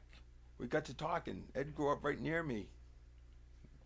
Palmer Street, Court Street on the corner. I grew up there right by Buttonwood Park. And we were talking about the Brockton Public Market. Mr. Tarpey was on the other end of Palmer Street. He worked at BPM forever, I think, was a vice president. I think it was a family job or something like that. Charlie Tarpey, my friend Michael Tarpey's dad.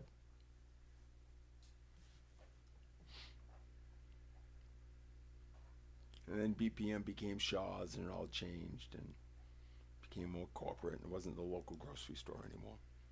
But yeah, that's Ed. That's me. That was me. I introduced myself. I said, you can call me Jake. We had a nice conversation. Even as Ed took an inordinate amount of time trying to scan my coffee. Boy, it wasn't for lack of trying. I don't care. I mean, that stuff can be a bitch sometimes. But I just gave me more time to chat with Ed. I mean, he swiped it probably a dozen times, and he set aside, he did the other things, and he called someone over. And she actually had a tough time too, and she had to key in the number and everything. So it was all good, though. I mean, it was a moment to hang out with Ed. Right? It's another aspect of God. I don't walk around putting on airs. I'm just being me. I'm just doing what comes naturally. You know, Spirit said, go into the store on your way home from a beautiful walk with the dogs. As Nala joyously ran across the cranberry bogs that I'm sure people would freak out. Get that dog off the bog. She'll ruin the berries. Like the deer and the geese that she's chasing aren't every bit as natural. And doing what they do, it's just part of it.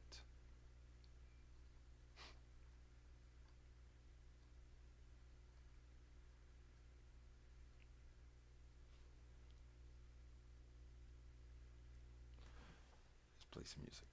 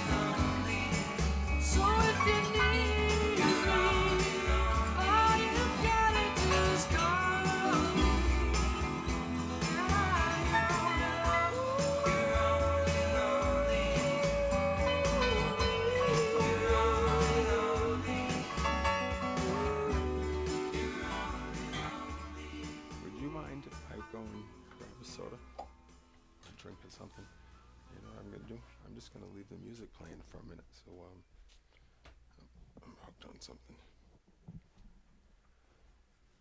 Hooked on phonics. Hooked on phonics. Oh, it's a pretty song.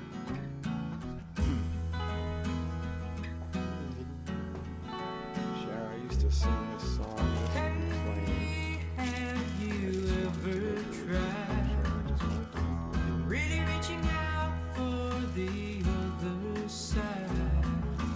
I may be climbing on rainbows, but baby, here goes. Dreams there for those who sleep. Life is for us to keep. If you prefer not to come to your home, just say the word. Is leading to. I wanna make it with you. I really think that we could make it, girl. Probably could. No, Tenaciously you try. don't know me well, and every little thing only time will tell.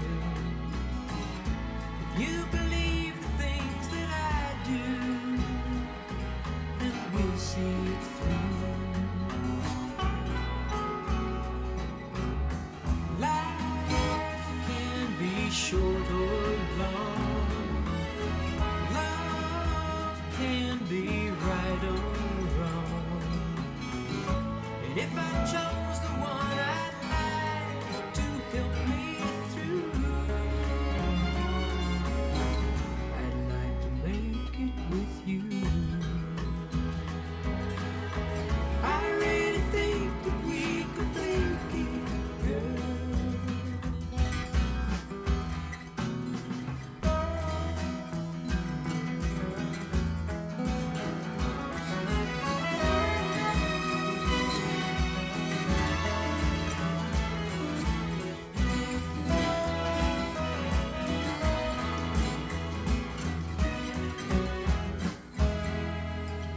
Baby, you know that dreams there for those who sleep. Life, it's for us to keep. And if I chose the one I'd like to help me through, I'd like to make it with you.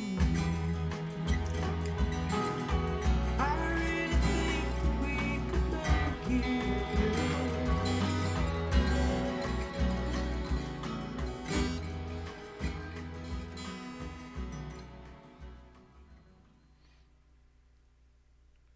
I'm gonna pause there. I'm gonna switch. I'm gonna switch hands. I'm gonna switch hands. You can see Alex. Alex was rocking it there. That was a lot of fun. And we're gonna switch the hand cam. I'm gonna switch the hand cam to the other guitar. You know what?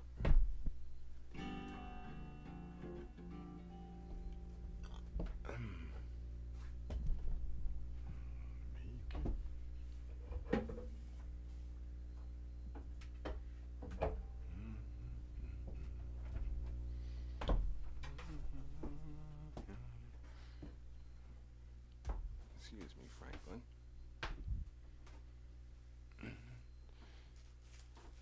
Yep, and I'm gonna have some thoughts to share on some of the ridiculousness of the charge made against me by Sharon Strimling, and was not even one little bit challenged by this detective or ever considered whether there could be any truth to it. He never once sought to find another angle or consider something, and it was all right in front of his face.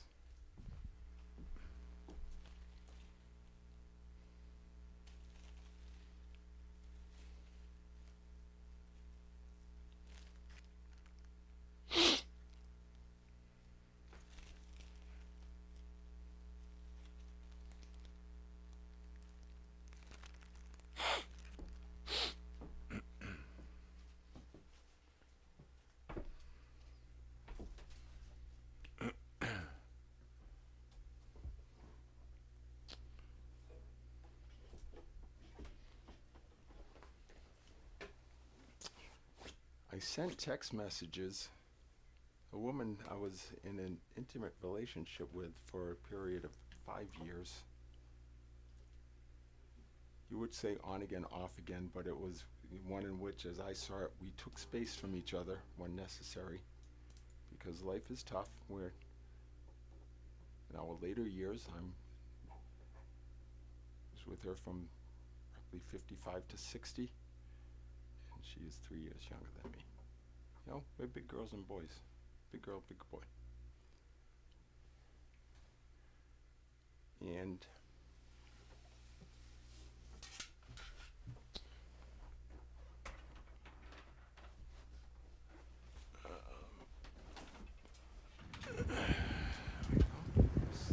yeah, isn't that appropriate?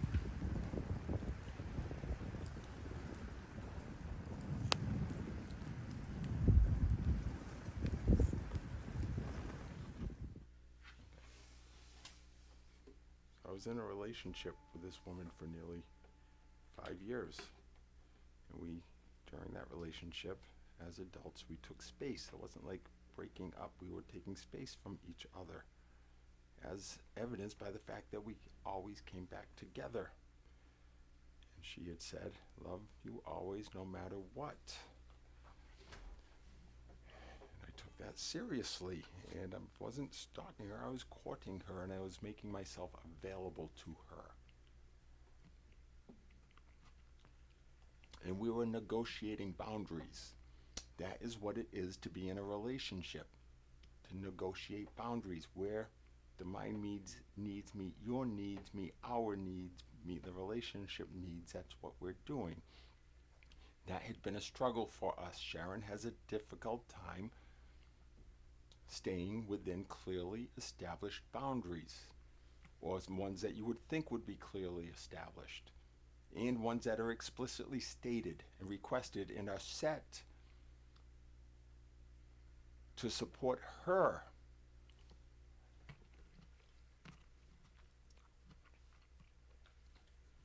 I was with a woman who was hypersexual early in our relationship.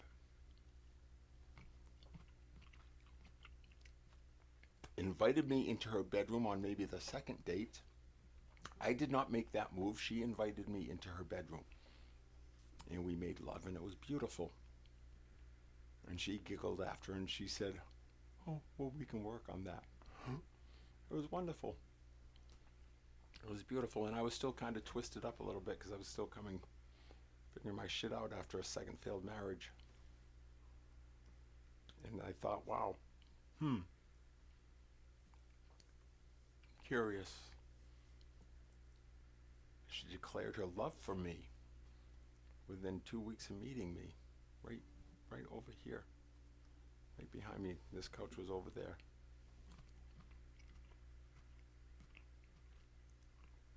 I wrote about it. I'll release the little book, Dearest Sharon, My Dearest Sharon. She said, "Don't freak out." But my God, I love you so much. Oh, man, what part of me didn't freak out? Holy fuck, I don't know if I'm ready for this again. The first 2 relationships, damn well, near destroyed me. And it turns out this third one would. Destroyed everything. Lost everything.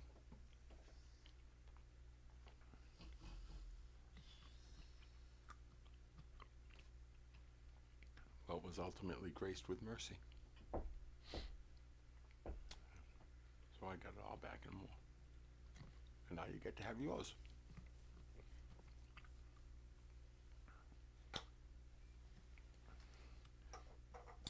To receive God's mercy, all you need to do is ask for God's mercy. But you will never fully ask and allow for her mercy until you completely surrender.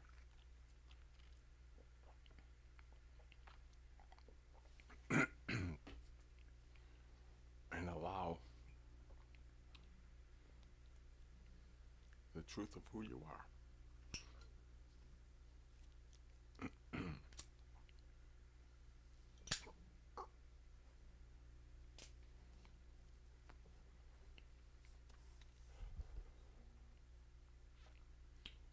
This woman is deeply spiritual. I can tell she's been through a lot in life. I know kind of how things work already. I've paid attention to my life. I've been on a spiritual path for many, many years. Knowingly studying the most intensive Eastern meditation technologies, modernized by a man, Dr. John Churchill, whose wife declared at one time that if John had been born in Tibet, for example, he would have been identified as an emanation of a special being. That's what she said, right? That's the man that we were being taught by. Ooh, Yeshe Doge.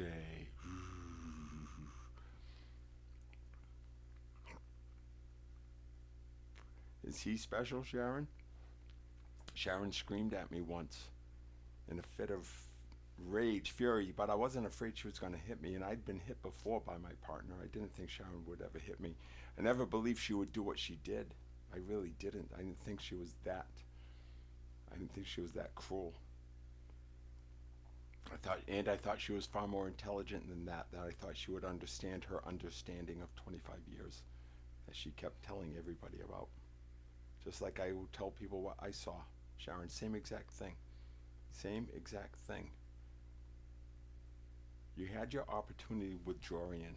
I was at that brunch. You had your opportunity. You took the money or whatever. Didn't get the intensive though. Shucks, because you could fix them all up, couldn't you? Just missed the intensive. Maybe if you packaged it this way, or maybe that way, maybe this way, or maybe that way. Maybe Melissa can figure out how you can get people to spend $40,000 on what you have, this understanding of yours of 25 years that you cling to so ferociously. I'm giving it real. 3 peers, this is you. This is all of you. You're doing the same exact thing. This is just the hyperbolic example of it. You're all doing the same thing, and the seed was planted and nurtured by Dick and Bettinger. I told him flat out the morning after I shattered in Sharon's arms on retreat, on an intensive spiritual retreat. Your retreat, Dickin. Your intensive retreat is what it was called. My dear Sharon and I. And I explained it to you in prescient detail. Recorded the whole thing. I told you that space that Sid said he was in for 4 seconds. I was there for 3.5 hours last night. I told you how I screamed 3 times and fell into a vortex. I described falling through that I described basking in what I called the lobby of the cosmic warehouse of wisdom and intelligence, and this feeling of, oh, it's all right there. Oh, there's no need to rush and look at it all. It's all right there. And it was. This knowing that it is all right here. This is what I experienced. This is the second octave of a Kundalini awakening that had occurred about 12 years prior, that was missed by doctors John Churchill, well, soon to be Dr. John Churchill, and Dr. Daniel P. Brown, whose own meditation teacher taught him Dzogchen and Mahamudra as he was teaching me, brought to the Western mind. His own teacher was the very same teacher that taught His Holiness the Dalai Lama, or that is as it was explained to me. That is what he informed me of. So I make no claims, but there is a certain lineage here. Okay, I have experienced some brilliant minds. I've paid very close attention to what they see and what I see. I don't take very close attention to all of it.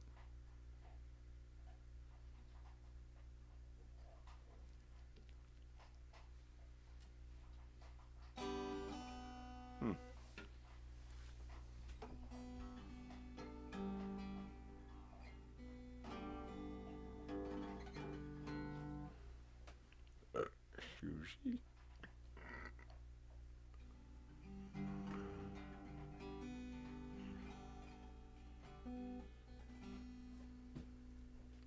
like it that way? Or where is she? Look, you can do the, you can see how Jake makes shit happen. See, we're all over the place. Jake likes to play. Jake would rather really just hang out and sit in an Adirondack chair by a stream or something.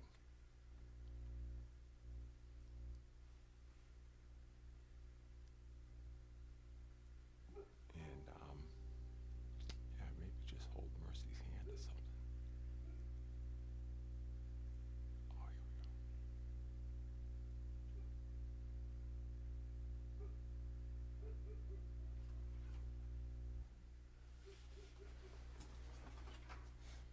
Oopsies. Nala's making herself heard. Yeah, I think that's better. Yeah, that's what we want. That's what we want in the PIP. And then we'll go to the hand cam. We need to do a flipsy daisy 180-degree transform. How the magic happens. When one-man show. It helps when you got God on your side. And using the God am I intelligent interface. Tell you all you need to know.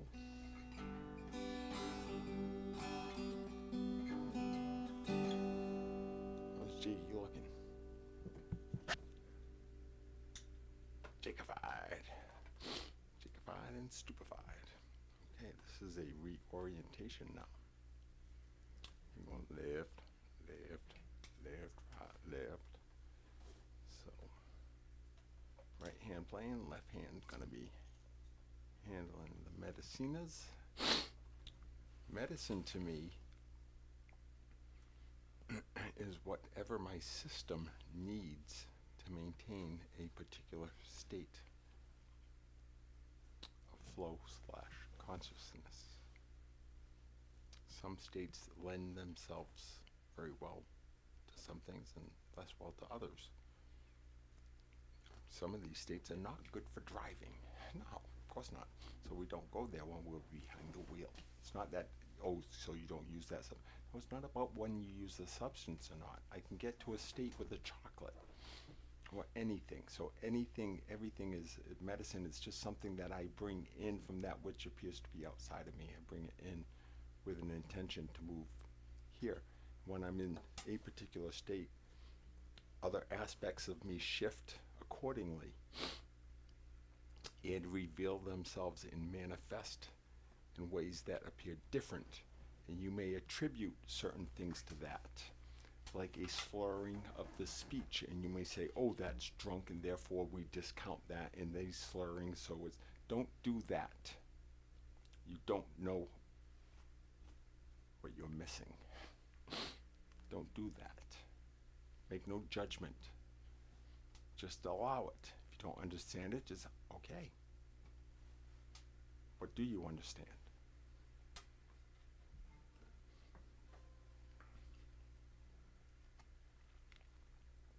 So if you hear Jake sniffing and snorting something and want to say something about some illicit drug, stop. Just stop. I don't use any illicit drugs. Never have. Never have. Never even saw a drug as described, as implied in Sharon's complaint against me. Huge amounts of drugs. I know what that means.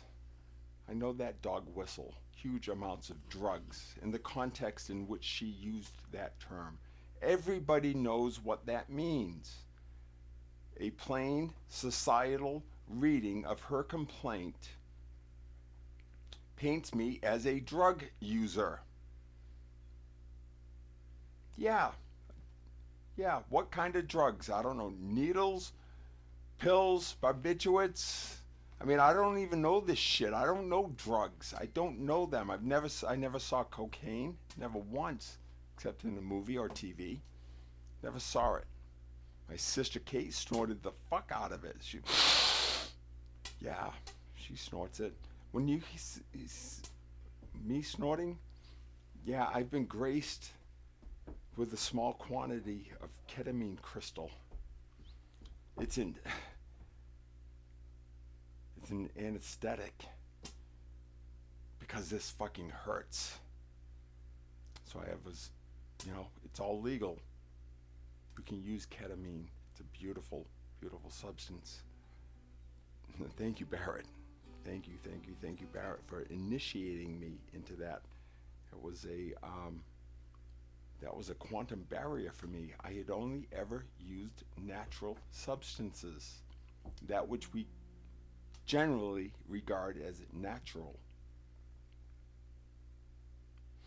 I smoked tobacco, natural.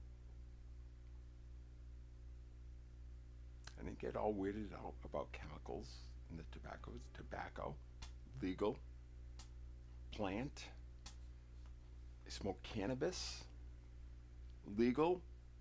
I grew it, I cultivated it. I got to know it. I bonded with it. Sharon watched me fuss over it and stress over it and ask her to take care of it, take pictures of it while I was away. Sharon, remember? I've got the pictures, Sharon, of all of it. She's saying I'm stalking her for 18 to 24 months. And I've got all of this photographic and texts and writings and reservations. It's like, come on, dear. How hard are you going to make this for us and you? I'm not looking to get you. I got what I need, okay? I've got what I need. I'm not looking for this grand reunion, but we got to get real. We got to get real.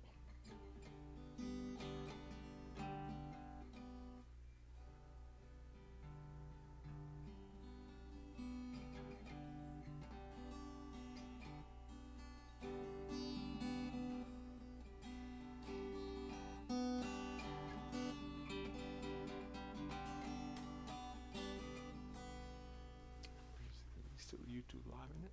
Let's just double check. Jakey on the double check.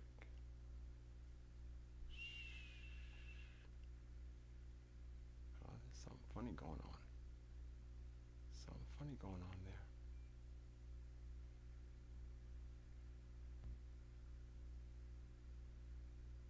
Good thing we've been recording. Good thing we've been recording.